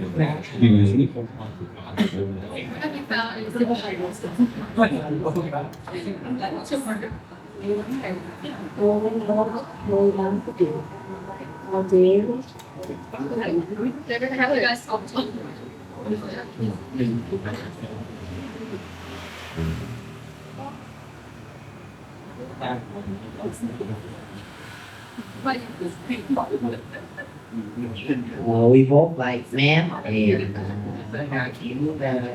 and we both support Manchester United in the football cup. Okay. You have a friend across the room. So this activity is to say that you have to put yourself out there. And like the moment you say your interest, a person across the room is like, me too. So then you have a friend and a football partners who want to win. Okay, so the next question is, what is something, guys, can I get your attention, please? If you can hear me, clap once. If you can hear me, clap twice. Okay, so the next question. Okay, so you can hear me and then you keep talking. Thank you. The next question is, what is something that makes you nervous or something that makes you a little bit scared? Okay, you have 1 minute to tell the person next to you.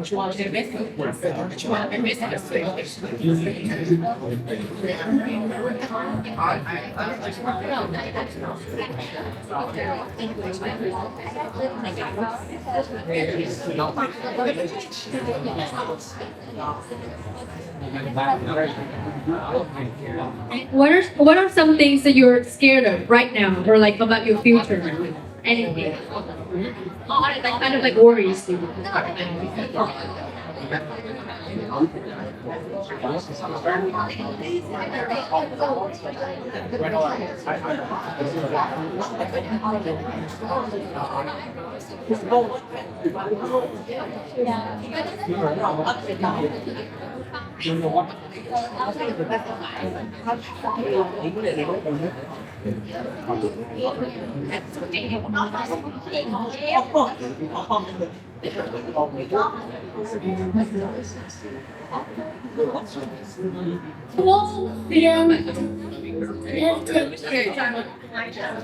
Okay, who would like to share? You don't have to share. Because it's, oh yeah. Does anyone want to share about something that makes them nervous? Yeah? Are you sure? It's putting yourself out there. Anybody? Vulnerability encourages vulnerability. Do you want to share? Maybe, do you want to share? Someone can see him. Oh, amazing. You can stand up, say your name. My name is Man, and what I'm getting over is communication to talk to people and what I want people to understand. But mostly I get involved. I keep saying the words that we are wanting, and I really hate it. I'm trying to improve, but most of the time I usually go out what to say and people won't understand.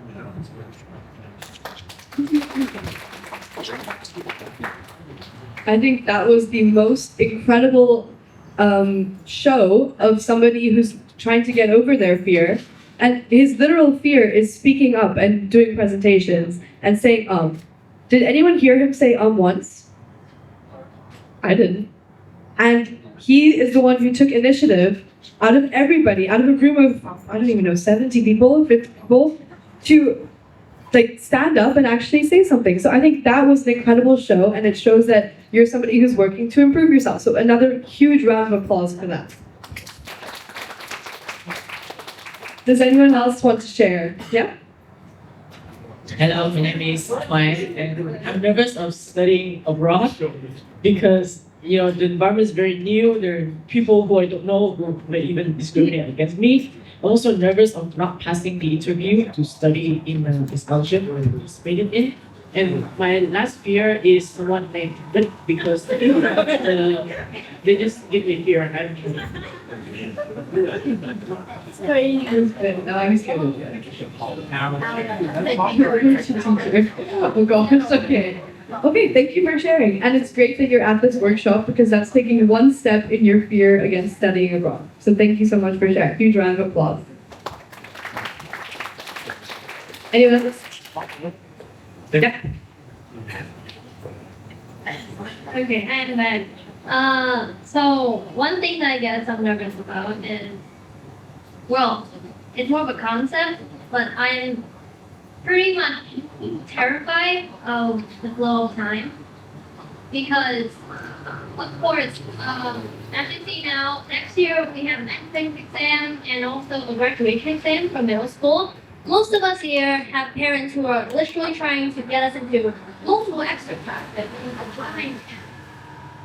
Like, if I ask how many people in this room is studying extra class for math, there are going to be a bunch of people who raise their hands because math is a very popular subject. It gets you into multiple schools through doing it, for example. And I guess sometimes when I look at them, because I'm on a different path and I have a whole life ahead of us, but it's very different from what all of us are expecting. We're Asians. We want to be doctors, lawyers, anything in that academic category. But for someone with a creative mindset who wants to become an author, an artist, a very introspective and conceptual dream, you just really see her falling behind. So I guess that's all I want to say. Thank you so much for sharing. And I think that's something that can be relatable across the world because I want to become a performing artist. So out of that, can you imagine the amount of people that are like, that's not a real job? So I think that's an amazing thing for you to share. And I hope that other people who can feel like that and who have that kind of nervous feeling, I definitely feel more connected to her now because she's shared something that I actually share as a fear. Is there anyone else who would like to share? Something that makes them feel nervous. It doesn't have to be something big.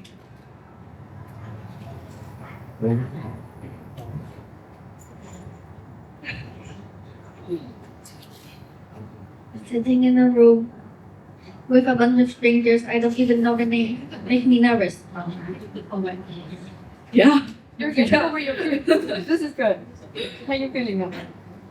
Still petrified. You can still stand. You don't have to sit then. No, now you're standing in a room full of strangers. Well done. Happy to have you here. And now you know 3 more people's names. So it's a room full of some strangers and some friends. Anyone else would like to share?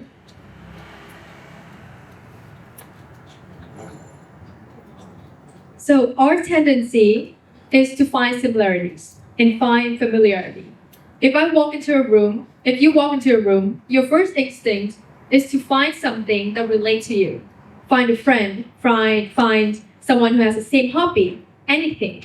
And we would like to perform a lot, right? Like you're afraid of judgment, afraid of peer pressure, any kind of pressure that society applies onto you and tells you what to do. But at the end of the day, everyone has some vulnerabilities and have some fear that you already carry inside of you. Just now, we have heard from 3 different people sharing about their different fear and what they're scared of, afraid of in their next chapter or anything relating to their life. So what I meant to say in this activity is that try to put yourself out there, knowing that it could be accepted, it could be denied, it could be rejected, anything. It doesn't matter how other people perceive you, it matters how you perceive yourself. And if you have the courage to put yourself out there, try new things, and be open to new connections. Because always you're learning something new. I keep saying that, but yeah, always learning something new, always expanding, always evolving. So for this next activity, I want you to pick up the paper that you drew your gingerbread. You still have it? Don't go back to your old seats though. Yeah. Just pick up and sit down. So for this activity, we're gonna bring back our gingerbread man. So this is my gingerbread man. What was my gingerbread man? So as you can see, Claire has a lot of different words in her gingerbread man. You see eating, fun, abroad, trying, innovation, hunger, dream, exploration, learning, socializing.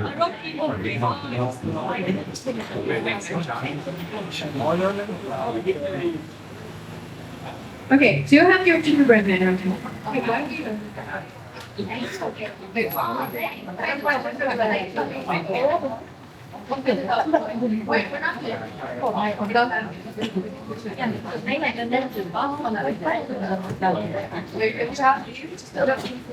Yeah. look at the paper that you have your gingerbread man. Okay? So this is my gingerbread man. Can anyone read the words I have written? You.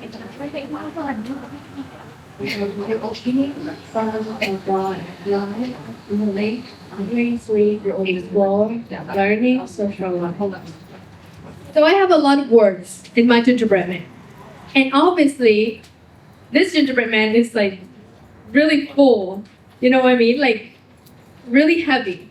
Because if you have a lot inside of you, it's really hard for you to have space for new things. Because if you tell me to put another word, I don't have space anymore. So for this next activity, I want you to look at your gingerbread man and think how you can prioritize expandable words or add on just expandable words. For example, hungry. I cannot expand on this, like hungry and then what, you know? Like, okay. But socialize. I can expand on this. Socialize, make new friends, to form new connections, to go out of my comfort zone. Learning. I'm always learning. I can expand on this. I'm always trying something new. I'm learning from people, from books, from schools, environments, situations. Sleep. Okay, sleep is an activity, but I can't really expand on this. So look back at your gingerbread man. Circle the things, the words that you can expand on.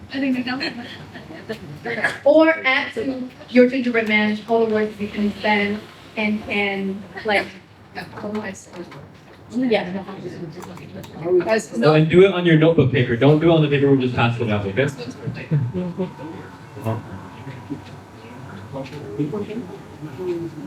Now that you have thought about the new words, okay, a little bit.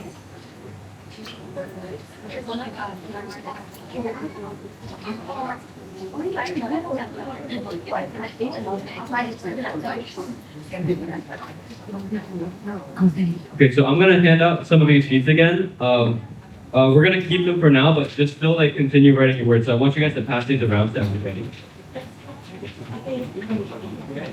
Just keep those in hand for now, but don't like pay too much attention to them. Focus your attention on getting the 3 words out of your gingerbread. Prioritize your expandable words.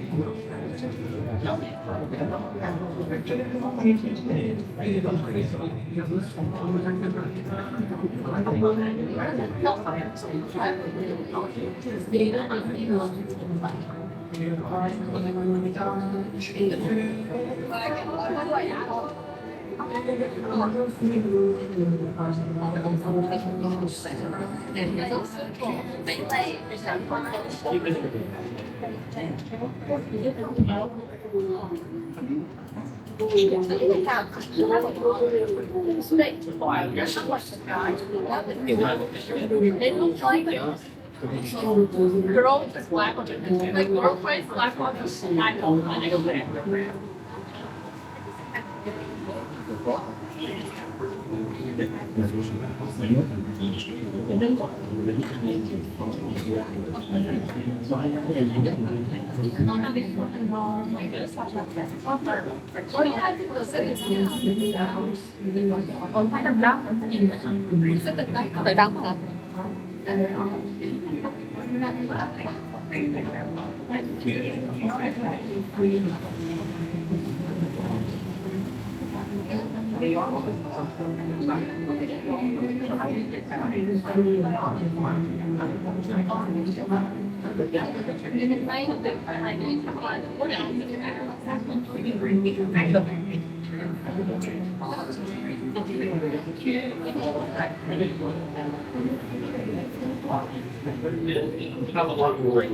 One of the things that my sister did there was very different things.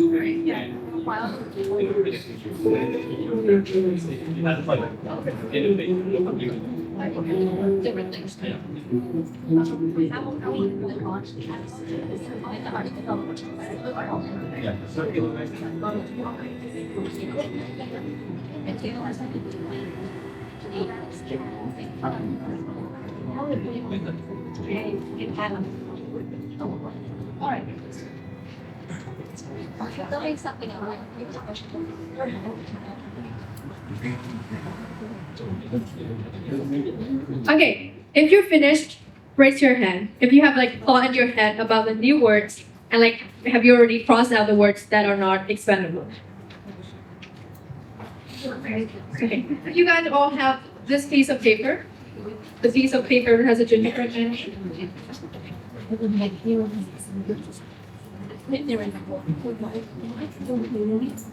Have you guys all have this one? If you don't, Anybody not have this tape? yeah, can please you raise your hand.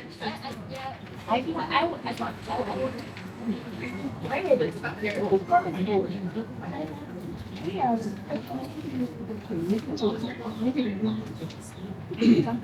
Okay, so we're not using the paper yet. Just focus on your notebook writing. Yeah.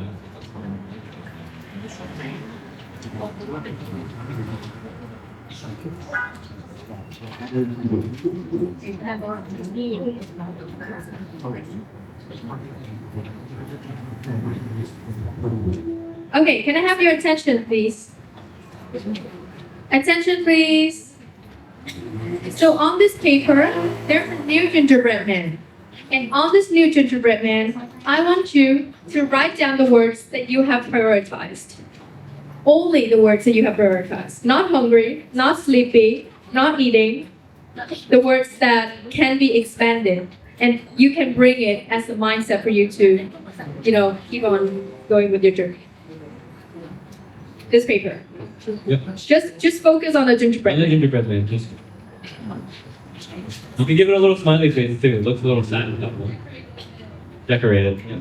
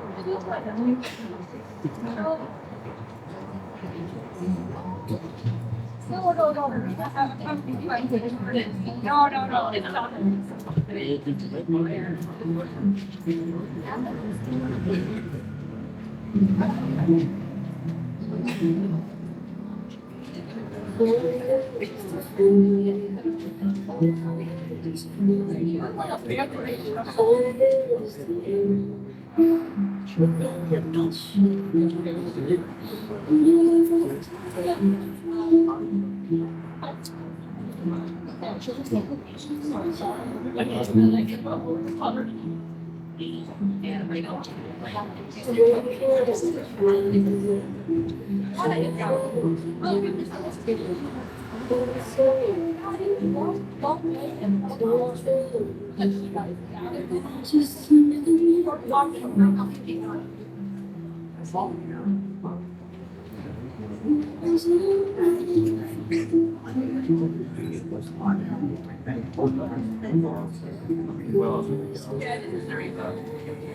don't know. I can figure it out.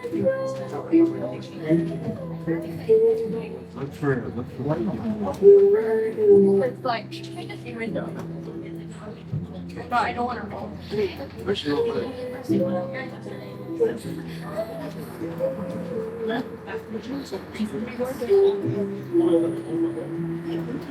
Wait, wait.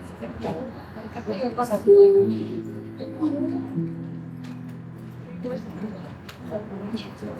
Raise your hand if you're finished. Okay. 3-4 minutes.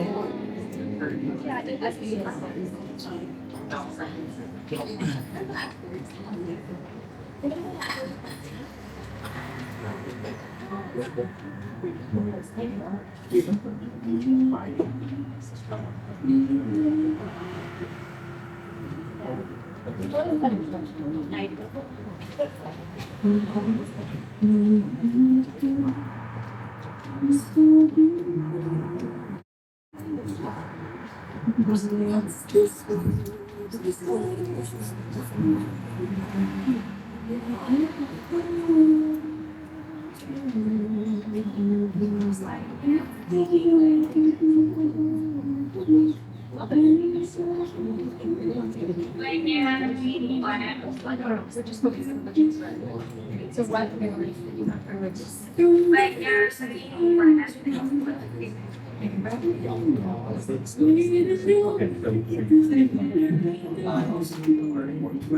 Remember the thing you were earlier? I recommend like hiding out. Then squeeze down that one like for yourself. Everybody knows things you do. Something they could talk Everybody is watching you. Really feel like a dream. But if I change going alone, you're not having fun. It's like excited, but I don't want to. I just want to.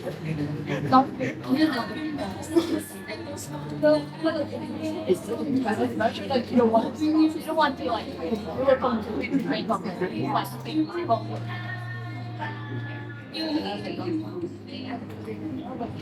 Yeah. I was like, what? It's really my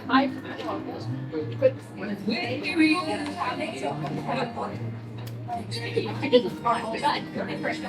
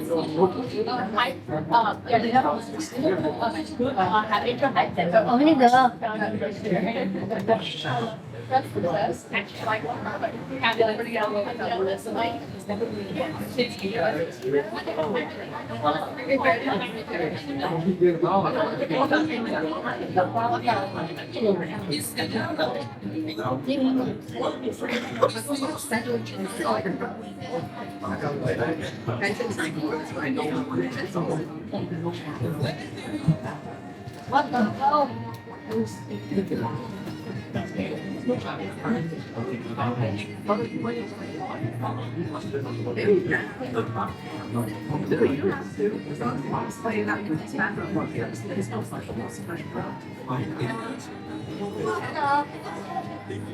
Think about it.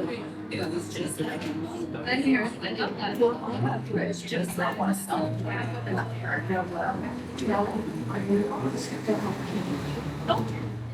That's so dumb.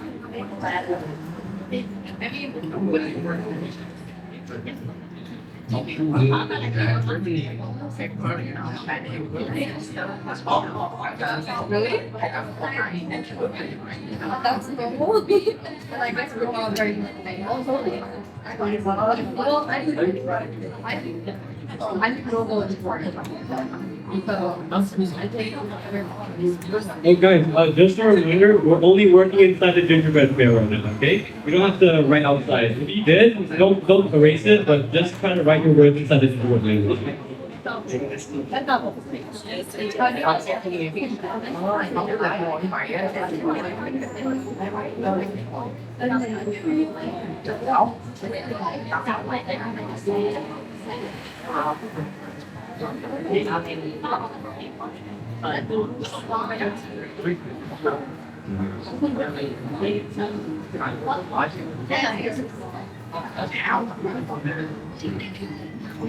Sit down here, sit down.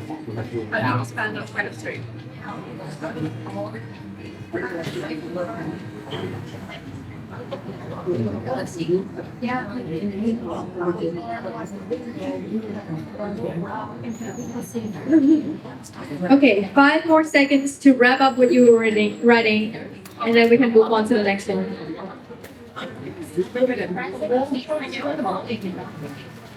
Okay. It's not something that can be momentary. Okay, would anyone like to share? Does anybody want to show us their gingerbread I'm man? curious. Or something. What is it? What do you have written? Like art? Just like what? Maybe it's long or it's in the gingerbread independence. Independence. I love that. Independence. Who else have written anything similar, like being by yourself? The video. I think that's someone else. Would you like to share one word? I want to go to Botanic Hill School because I think it is cool to be a Botanic Hill student. So that's his dream. And that word represents his dream at this moment. Would anyone else like to share one word that you have written? Let's go from over here. You gonna share one word?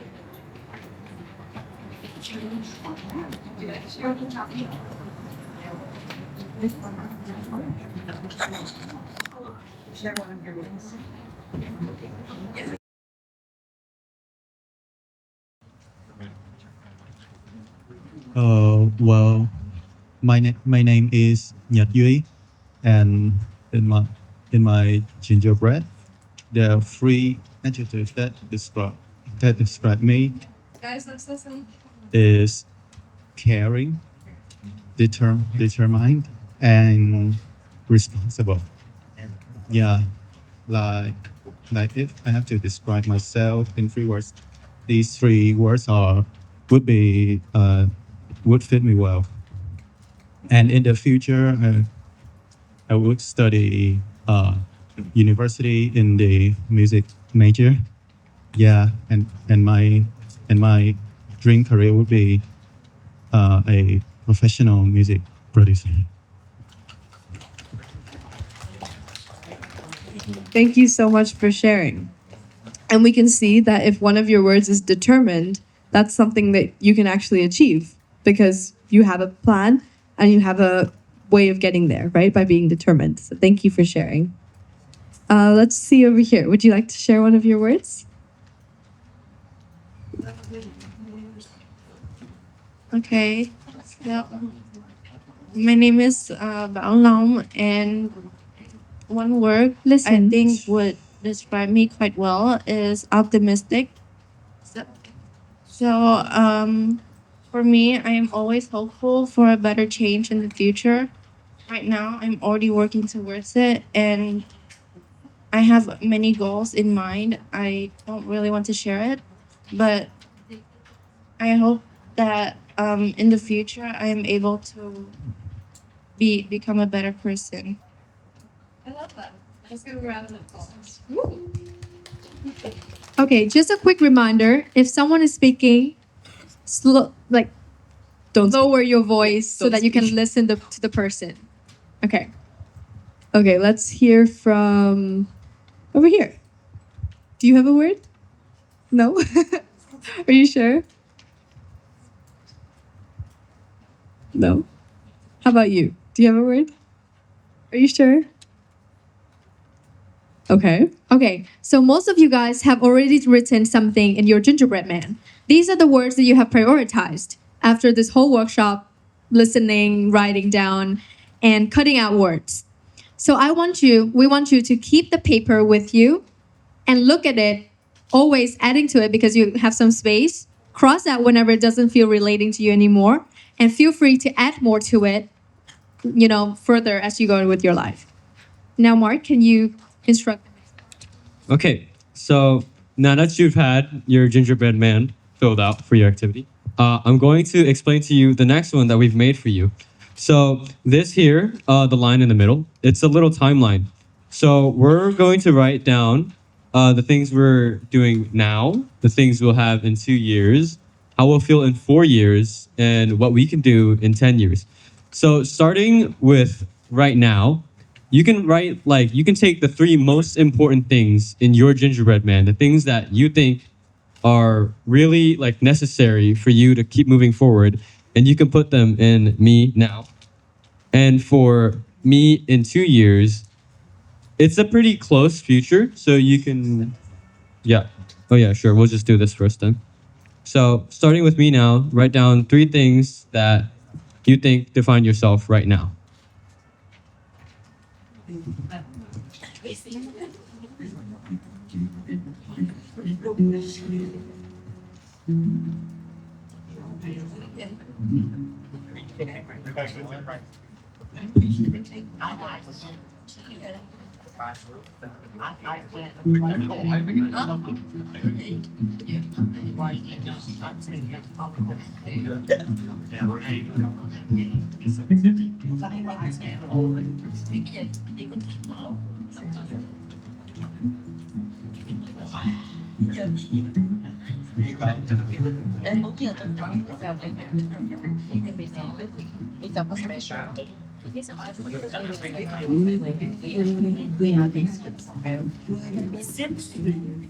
Guys, this is a silent activity, individual silent activity.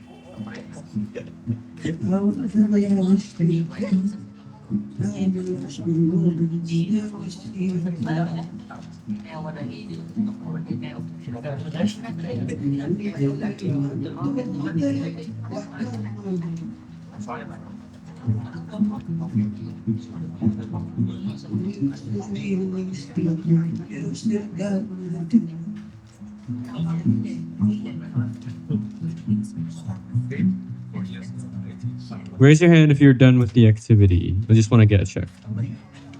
Okay, you probably need 2 more minutes. Remember, it's just the first thing. It's just me now. 3 things.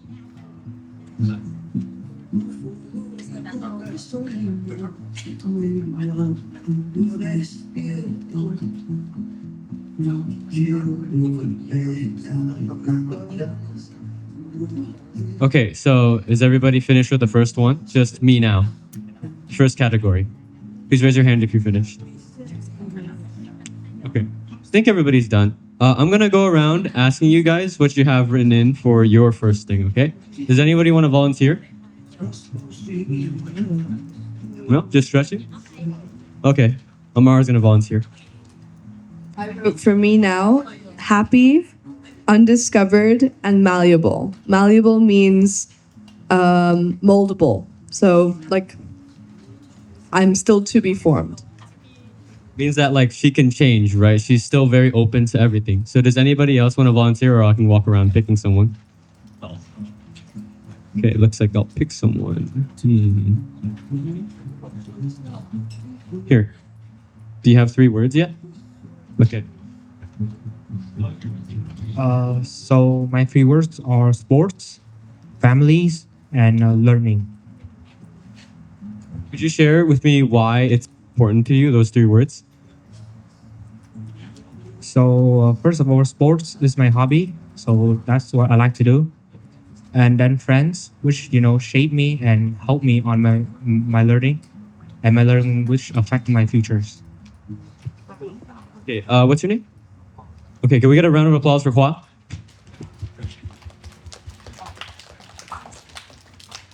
Okay, so is there anybody else who wants to volunteer, or I'll pick another person? Oh, here, we'll get you to volunteer. That guy.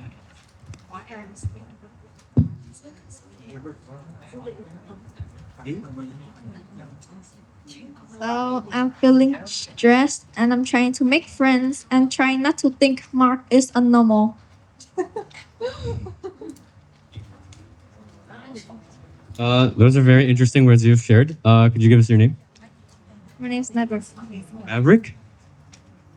Sniper. Oh, okay, okay. Those are very interesting. Let's ask somebody else. Okay, do you guys have 3 words yet? You can ask one of you guys. Oh, here.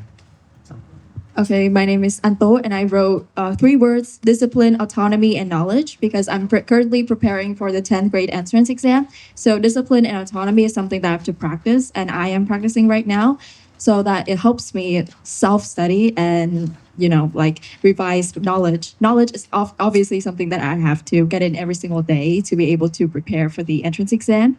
So yeah. That was a very amazing response. Okay. Is there anybody else? Oh, here. So the 3 things I picked, the 3 words I picked, are art, express, and independence.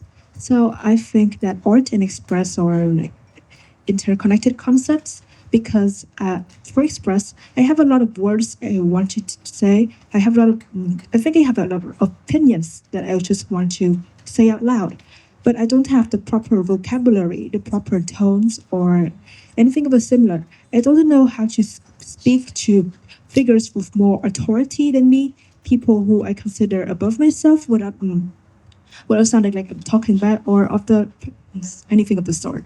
So I have problems with expressions, and that's what I want to improve on.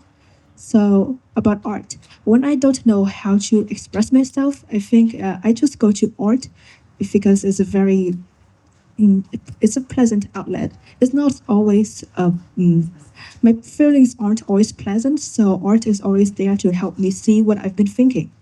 And finally, I will feel like I should maintain my independence. It's something I have to learn to be able to grow up and live as I want to. That's all. Thank you. It's me, I'm. Well, that was a very beautiful, well-worded answer. I also turn to art sometimes when I'm bored and I don't have things to do. And I think when you talk about expression, I thought you expressed yourself just fine just now. I thought like your answer was really nicely worded, and it was really good for what you wrote.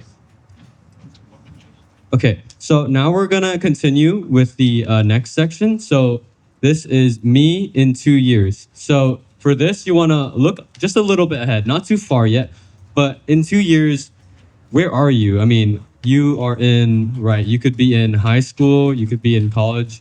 What are you doing? Where are you? Oh yeah, you could think maybe if you're studying abroad, a different country as well, yeah.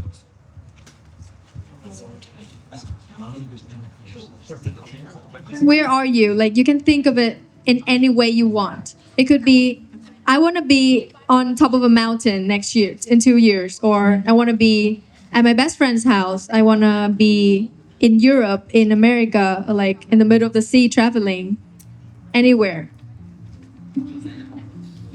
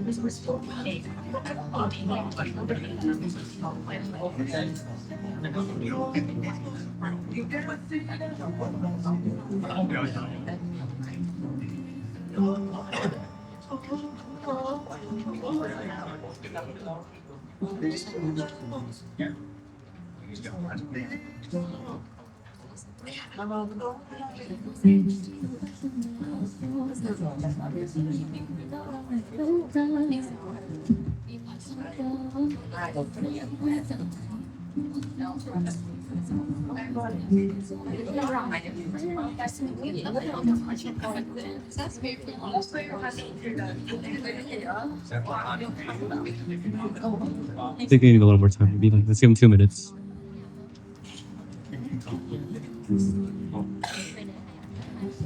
Oh yeah. Okay, so for the sake of time, we're gonna try to end this a little early. So I'm gonna get started with Amara's answer for this. So this is where Amara sees herself in 2 years.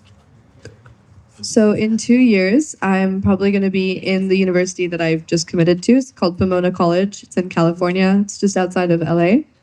And the second thing I said is I'm going to be on a stage. So whether it's acting or singing, I just want to be performing. So that's where I'm going to be in 2 years. And then the last thing, in 2 years, I'm going to be with family. My family is very important to me. It's been hard to be so far away from them for so long. So definitely in 2 years, I want to be spending a lot of time with my family. That's an amazing answer. That's like a pretty good example of what to put. It doesn't have to be just a location. You could be like just what you think you could be doing. You could be like in a car. You could be learning how to drive, or you could be in a kitchen learning how to cook. It's a lot of different things that we can do for ourselves. Does anybody want to volunteer and give me 3 words that they could be doing in 2 years? Oh, here. Oh, could you give me your name first too? So, hello everybody. My name is Hui, and the 3 words I choose for me in 2 years are so first of all, in 2 years I want to be in high school, the Japanese high school for a gift or something. Secondly, I want to be in happy and last one, I want to achieve my dream goal, which is climbing on the top of Mount Everest. These are very big goals, and I'm 100% sure that you can achieve them. Can you give me a round of applause? Is there anybody else who would like to volunteer? Okay, we get okay, sure. Okay, pause. So the 3 words that I put are the IB, extended essay, and fun. Program? Oh my goodness, it's very difficult. I really hope you can pull through it. It's really good food. Okay. Yeah, it's a little difficult. Is there anybody else? Oh yeah, let's do a applause. Is there anybody else who'd like to raise their hand and give me 3 answers? Oh yeah. Would you give me your name? My name is Brian. So I'm gonna be in three places and one to be in, I'm in. So first is my dream school, which is High School for the Gifted. Second is Singapore, and because of the scholarship. And the last one is hotel, being unemployed and just enjoying things until you finish all these big goals. Oh. Sounds like an amazing goal. You even gave yourself a reward at the end. That's actually really nice. Okay, does anybody else would like to volunteer? No. Okay, I think let's we move on. can cut this short. We can move on. Yeah. So now move on to the next one. Me in 4 years. So the twist here is not where you are or like what you're doing, but how you feel. Because feelings is really moldable. Like you can feel anything, you can, but like be is just really like rigid, you know what I mean? So write down 3 words that you want to feel in 4 years. You could be excited, you could feel calm, relaxed, grinding, stressed, anything.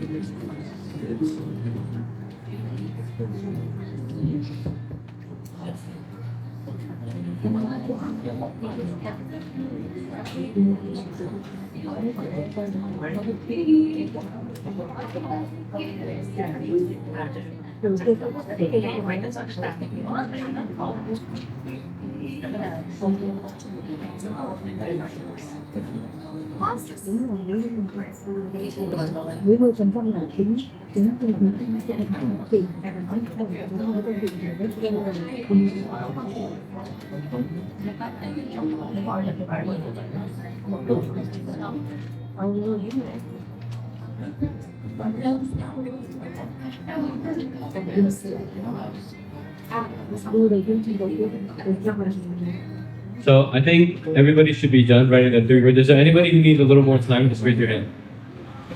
Okay. I think everybody's done that. I'll start with Hue this time. You can give me your 3 things you can feel in 4 years. So 3 words that I want to feel or like might feel in 4 years. The first one, grounded. I want to be really grounded in my passion, what I want to do, and my values, even though, it could be changing my environment. The second word, adventurous. I want to keep having an open mind to try new things, be open to uncertainties, and to just put myself out there, even though, reality is not always planned and certain. And the third one is cold and happy, because I'm going to be all the way in Ithaca for college. So that's going to be really, really cold, but I'm really happy that I get to choose, to be in a new environment, weather-wise as well. Okay, so for the sake of time, we're only going to have maybe 2 or 3 volunteers. So if any of you would like to speak about your 3 feelings, you can raise your hand right now, or I'll just go pick somebody. Anybody raise their hand? Okay, we'll stick out here. How about you? Do you have any 3 feelings? You want to answer? Okay, how about you? Anybody?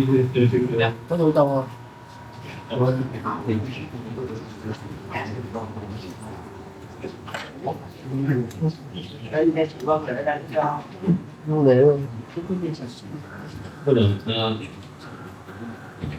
Here. You have 3 things that you can feel yet? Okay, sure. Could you give me your name?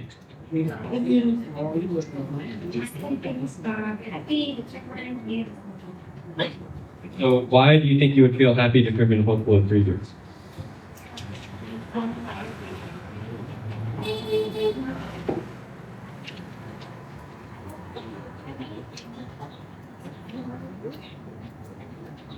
That's a very nice answer. I also want to be, I am studying abroad, but I think I'll also want to be feeling just like you when I study in 3 years. Does anybody else want to answer?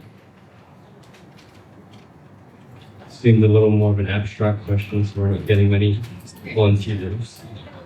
Okay, sure, we'll move on.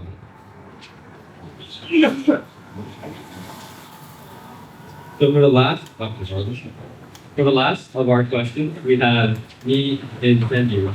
So if you guys haven't finished me in 4 years, we'll just do one after time. You can finish it there too. But for me in 10 years, it's going to be what I can do, what I can change in the world, what I would have accomplished by then. Just this is really far ahead, so you don't really have to like connect it to yourself right now. Just think of it as like a dream in the future that you can achieve, and write down 3 things.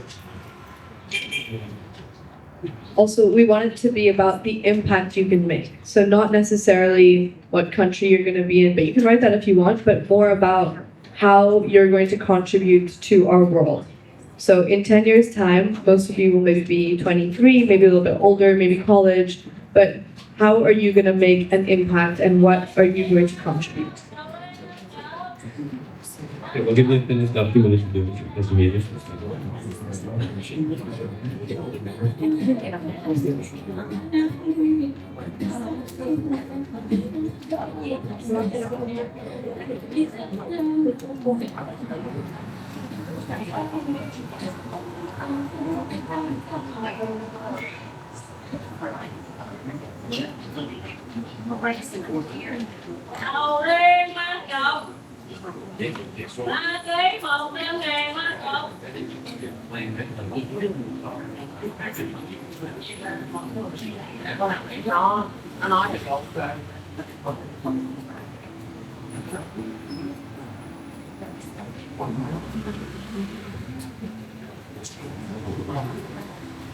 If I can have your attention for a moment, we're gonna pass around this booklet. Inside, you can write like your name and your email because in the future we might do maybe 1 or 2 more of these. Like if we ever do one of these events, we're gonna email you.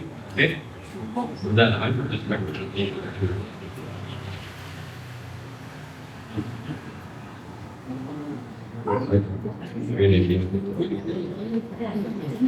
pass it around.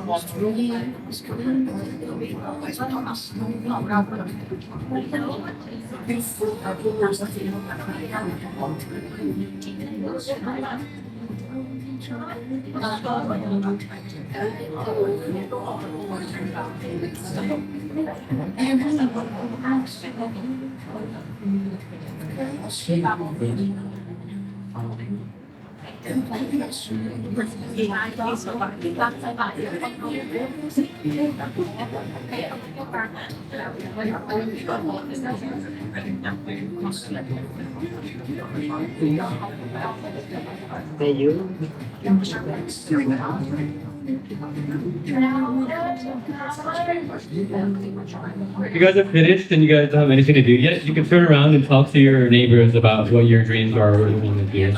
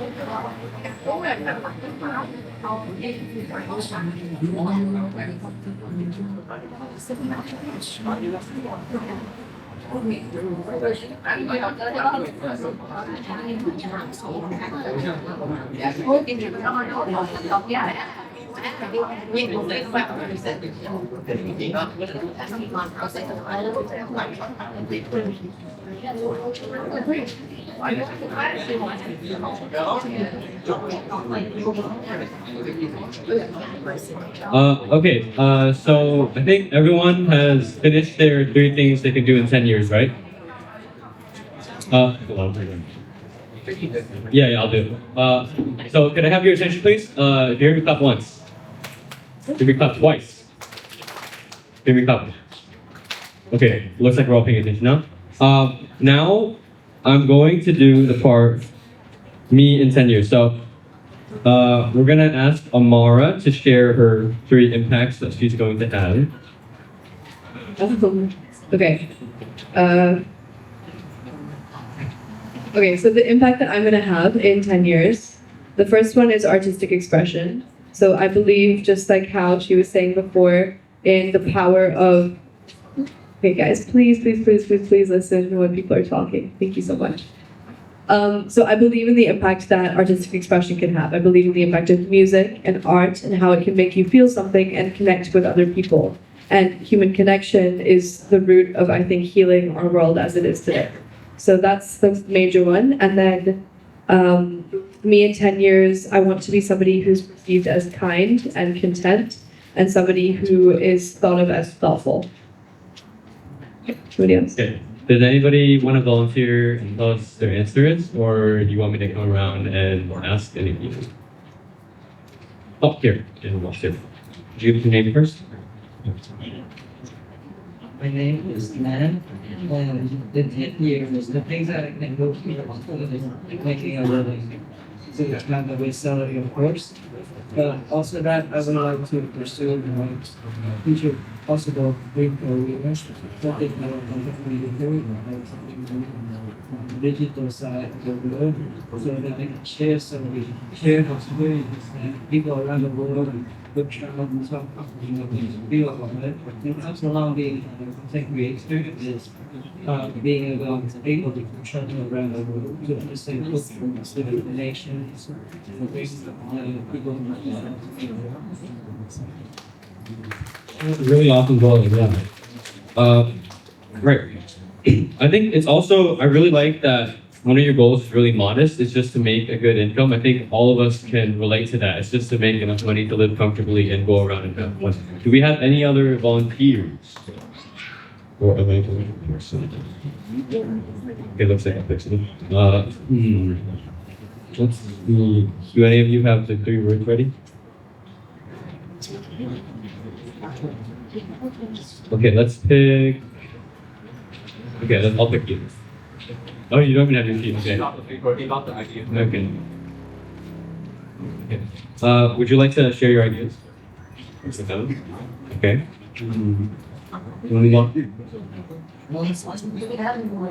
Okay, I think since we don't have our answers much, we can move on to the last one. All right. So we'll move on to the last part. Oh, yes. Okay. So since we pretty much finished our timeline and stuff, we're gonna wrap up our activity with one thing in the end. So this last line is for your most important things. See, you've written everything you want to do pretty much from now until 10 years, right? So you can write down the most important things to you out of all those words, even in your gingerbread man too.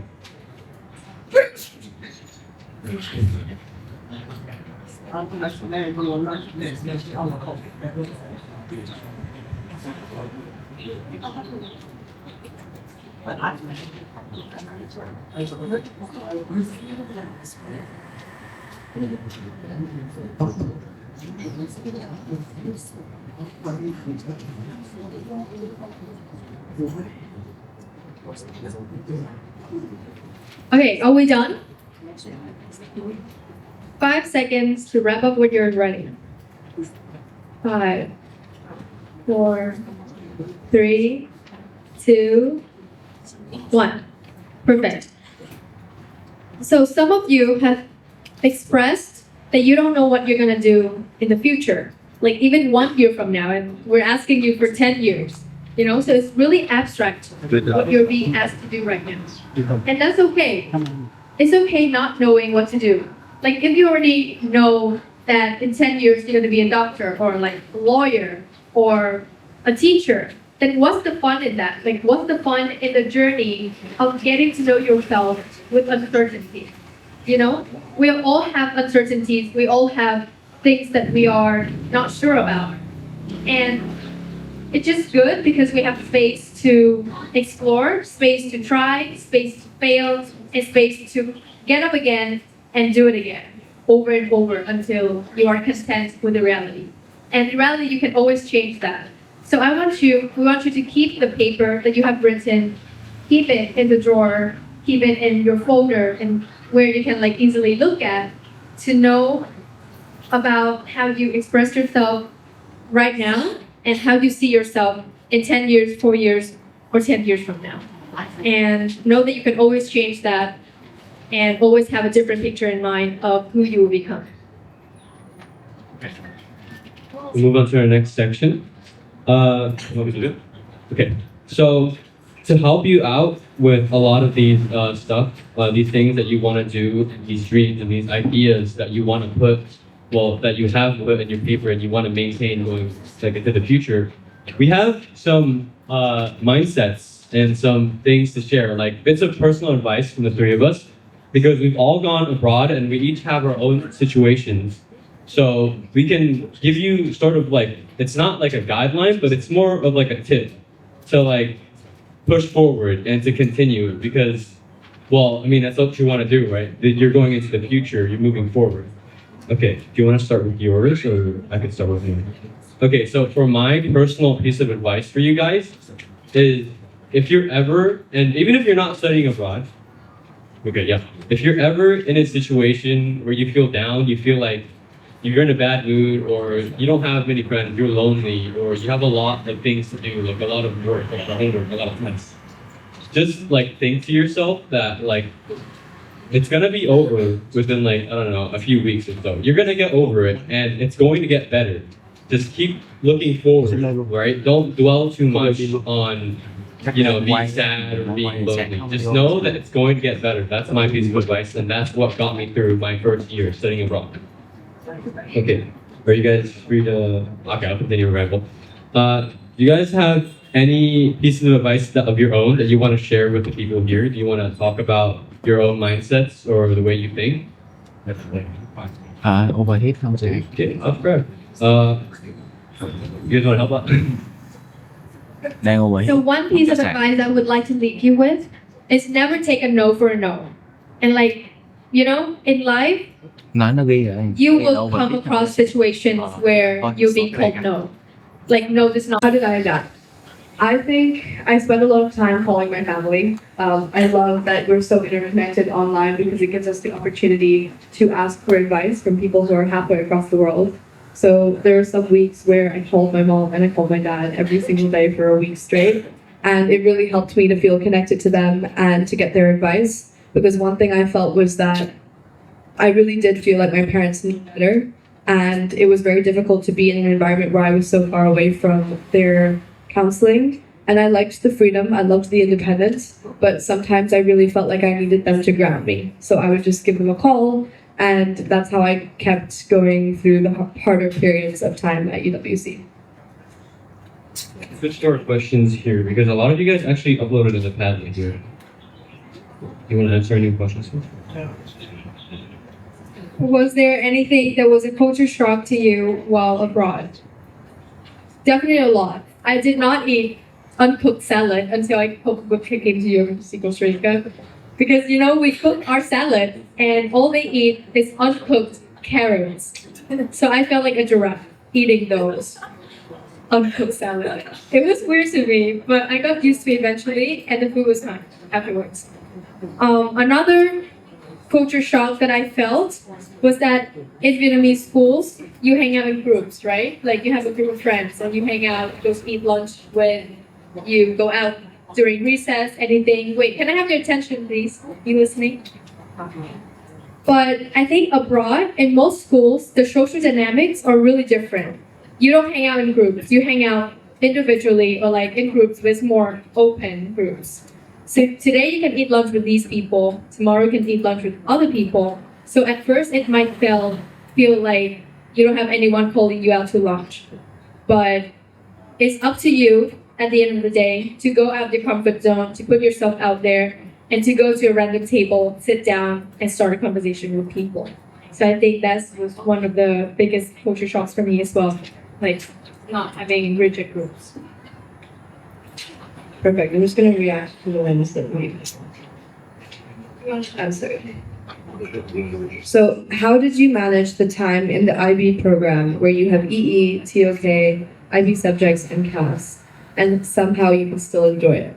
This is a really good question, especially for UWC, because oftentimes when you're studying in that environment, it feels like you can either do UWC with all of the fun culture weeks and dancing and experiencing the country, or you can do IB, where you're focused on academics and getting good grades and getting academic credibility. So a lot of the time you're going to feel like you're being pulled between the two and you have to pick one or the other to prioritize. And honestly, it's just to learn to balance. The word balance is going to become what most used in your life if you study abroad because of its lack and because of how difficult it is to achieve. But what I learned to do was to realize that there are certain periods of time, like the midterms, like all of October, where the priority should be academics. It's what I need for university, it's what I need to get to the next stage. But then there's other times, like for example, when I got into university and when I felt like I have a little bit more freedom to enjoy the last couple of weeks with my friends, that I put academics on the back burner and I was able to spend time with people from over 40 countries and just really enjoy that. The balancing CAS, EE, TOK, I think doing the EE and doing your IAs, which is basically, so the EE is an extended essay that you have to do, it's 4,000 words, you have to do one essay in your 2 years of time that's separate from all of your subjects. And then IAs are projects that you have to do in each of your subjects. So I would say that doing your EE early, especially if it's in a subject like English or in Spanish or like whatever you do it in, getting that out of the way, it takes a huge relief off your chest. And then the IAs, some of the sciences ones are a little bit difficult to do because you don't necessarily have the knowledge before when you just start, but something like your English oral, or if you're doing, I did anthropology, my anthropology project I could have done really early. So getting the bigger projects out of the way earlier gives you a lot of time to study in the later year. And studying is much more important in the last, like end of grade 11 and grade 12. I hope that answers the IB question. But again, you can also email me if you have any questions on IB or as well.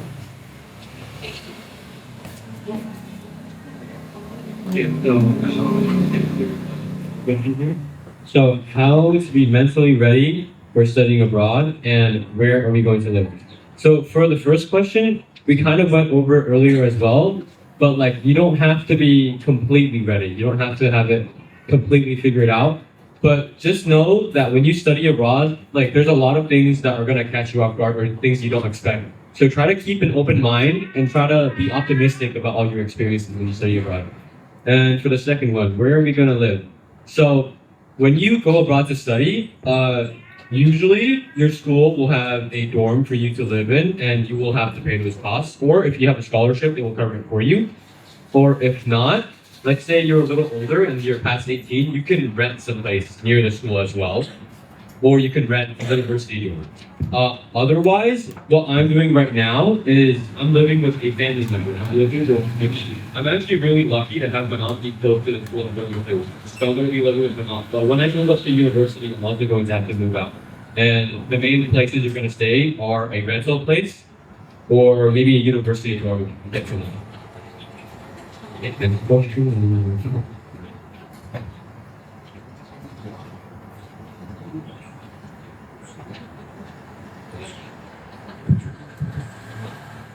this one says, it's from Mia to Amara. How do you deal with the fact that creativity is kind of undervalued and underestimated in comparison to the more academic subjects as an artist yourself? I really like this question.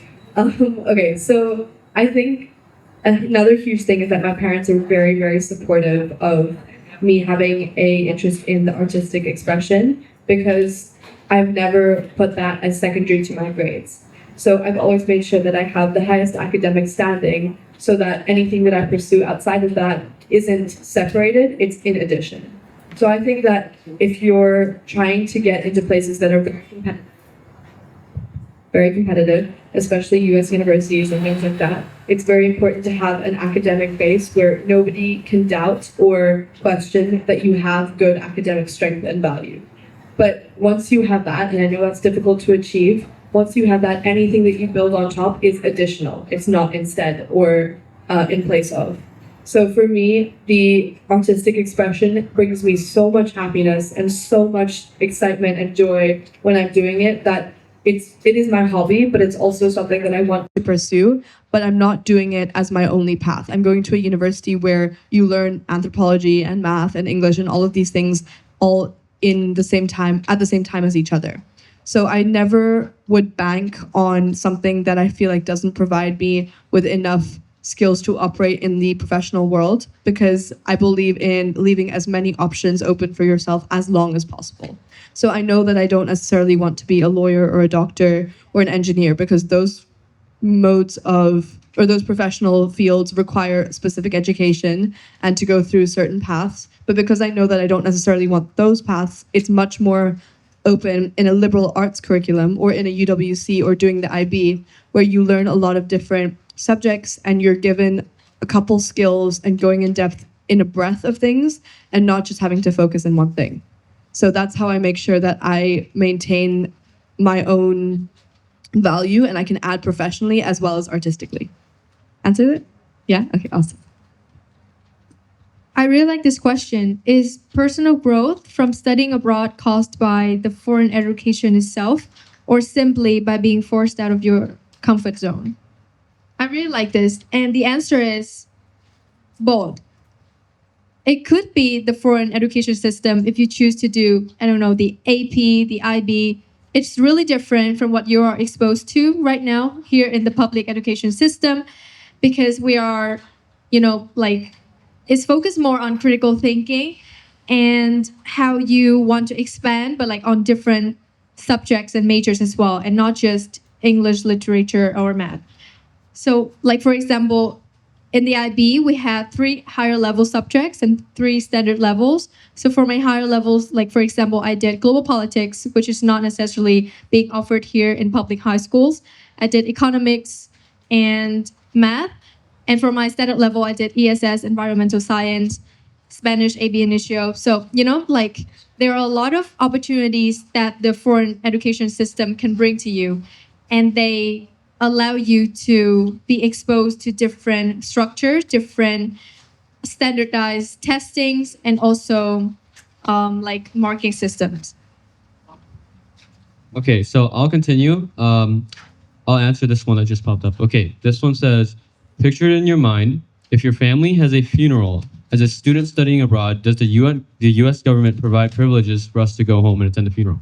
So in event of any emergency that happens at home while you're studying abroad, if you want to fly back, the U.S. government is not going to provide you anything, okay? Usually, whenever you apply for a visa to go to the U.S., the cost of buying a plane ticket or having leave, it depends on you and your school. So it's either your school covers it for you or you buy it yourself. And in the event of an emergency, I think you can ask for absence from your school, but the government is not going to do anything. The government is not going to have a say in if you go home or not. That's up to you. As long as you're able to negotiate the absence with your school, you can get a ticket and fly back. Remember that, as long as you still have the visa, you can still travel back and forth from the US and Vietnam and you'll be fine.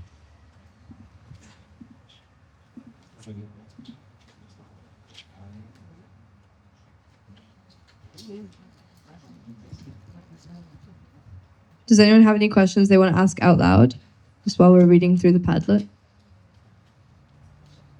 Yeah.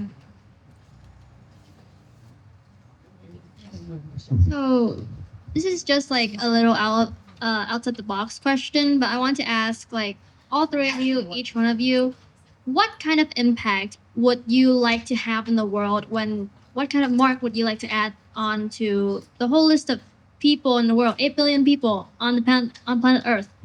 What kind of impact do you want to leave on, and how are you planning to achieve that? You want me to start? Okay. So, as someone who's lived in Los Angeles for the past 2 years, I came to realize a really big issue is that people only get around using cars. And as someone who doesn't want to learn to drive and I'm really lazy to drive, I like taking the bus, and it takes me like 2 hours every time. So my main impact that I want to make is I want to improve Los Angeles's public transportation network. And to do that, I'm going to major in civil engineering, and hopefully I can land a job somewhere like maybe LA Metro or LA Department of Transportation. That's where I want to work, and that's how I'm going to personally build the difference I want to see in the world. Okay, you want to move to Amara?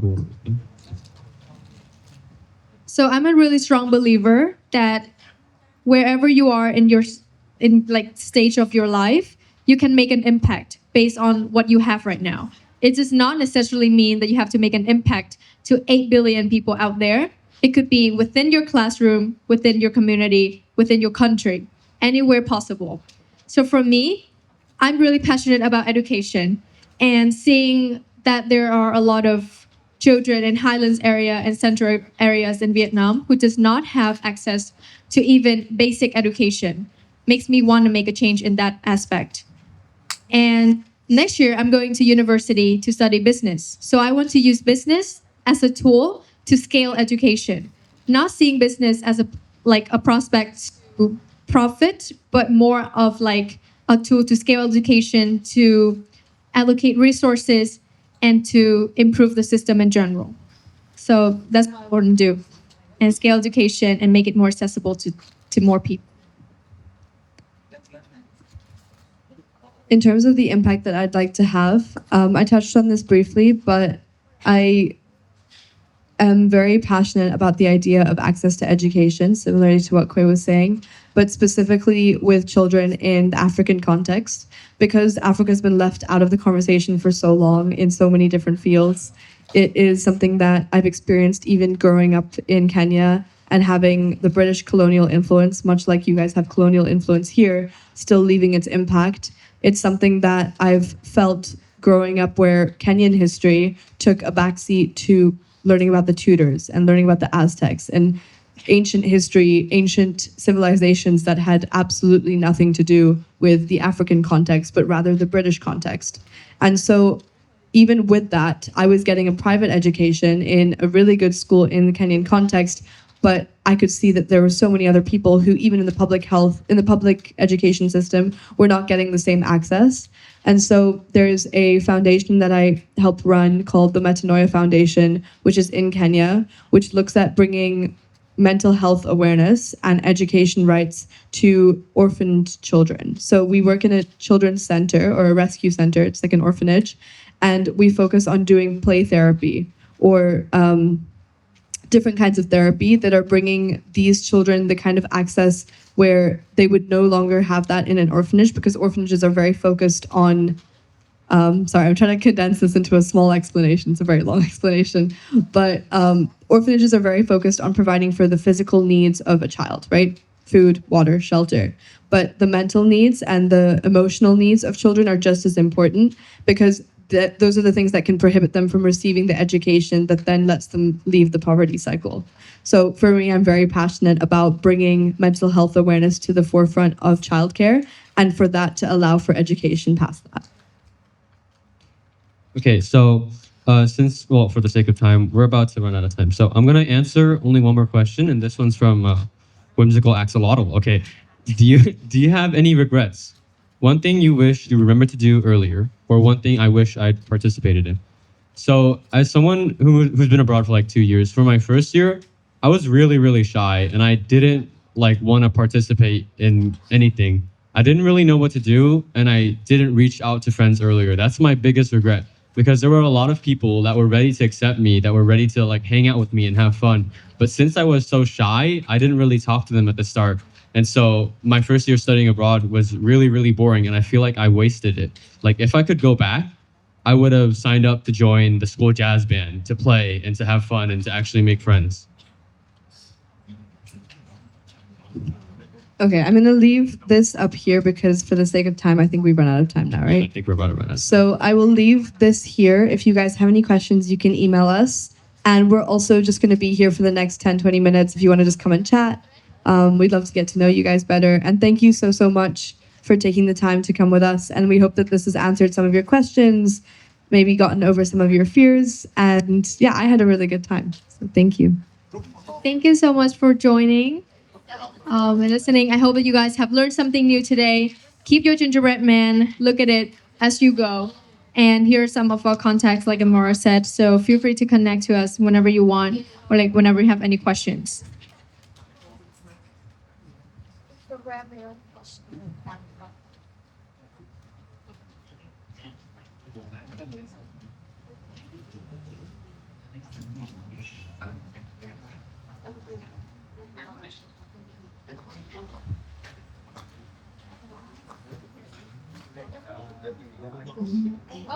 We need a group photo.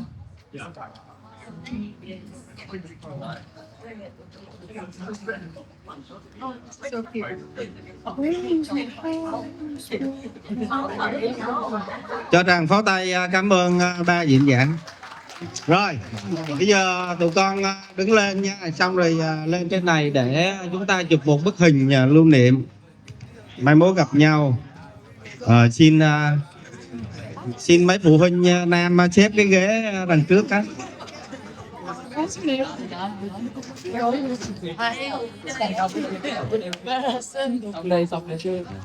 Tụi con lấy ghế đằng sau. Đứng sau. Đây đâu? Mấy bạn nam xếp một dãy ghế đằng sau để đứng lên cho cao ha.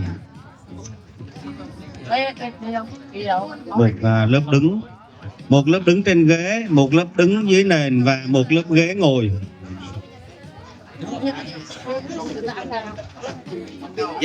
Giao phụ. Lớp ghế đằng sau đứng lên ghế luôn.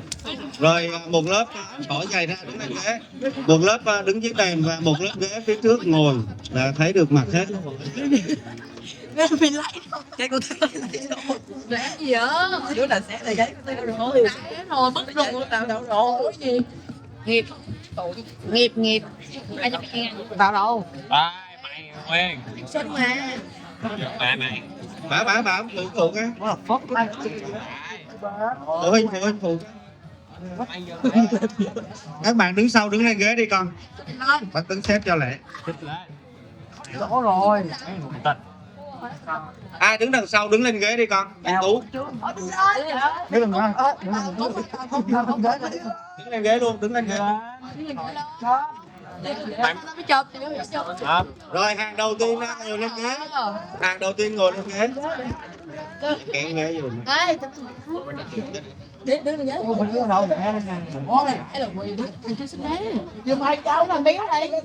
đầu tiên ngồi lên ghế. xuống đây tôi tinh thần nữa.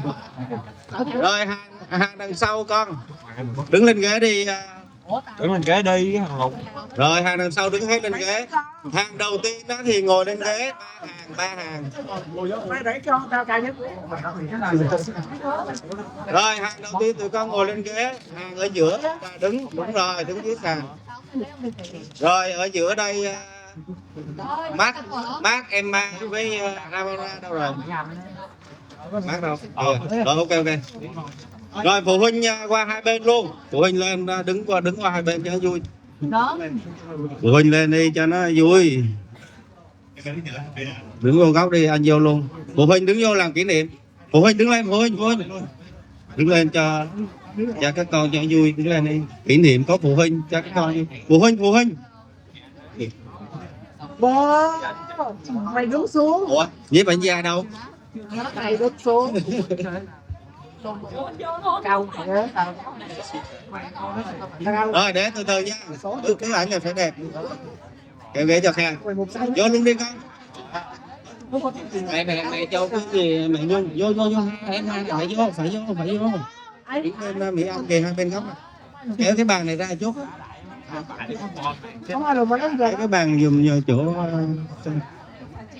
được chưa? Rồi chuẩn bị lên đèn nha, chuẩn bị lên đèn. Được chưa? Hiệp vô đi. Anh hô cái rồi anh chạy vô sau. Anh vô trước đi cho Khang trực Khang đâu rồi? Giúp anh ra.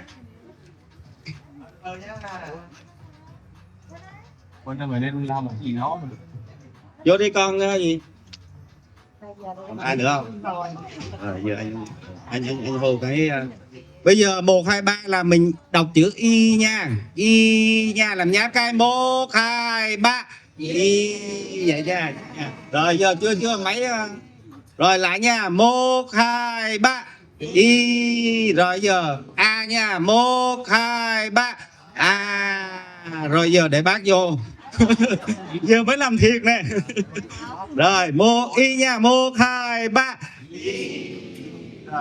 giờ a nha. 1 2 3 rồi giờ u nha. 1 2 3 u.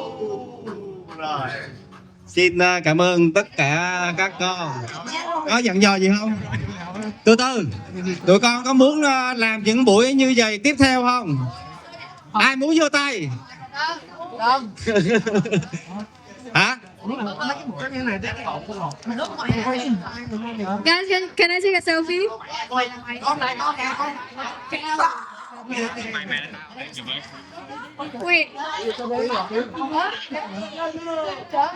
Mày đi đây, tao không có gì trên. Wait, I'll give you in a bit. Is everyone the frame?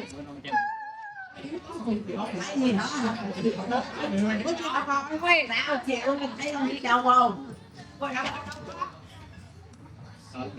Is everyone in the frame?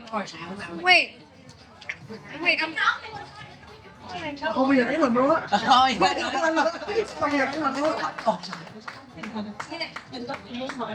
yeah. Không thấy mày đâu. Ủa sao không có kẹt góc? Alo. Các bạn 831 có phụ huynh anh Quân với lại mẹ Nhung kia dặn đến lấy quà mang về kìa. Mày mới chọn cái đó. Phụ huynh nhờ nhặt. Rồi các bạn một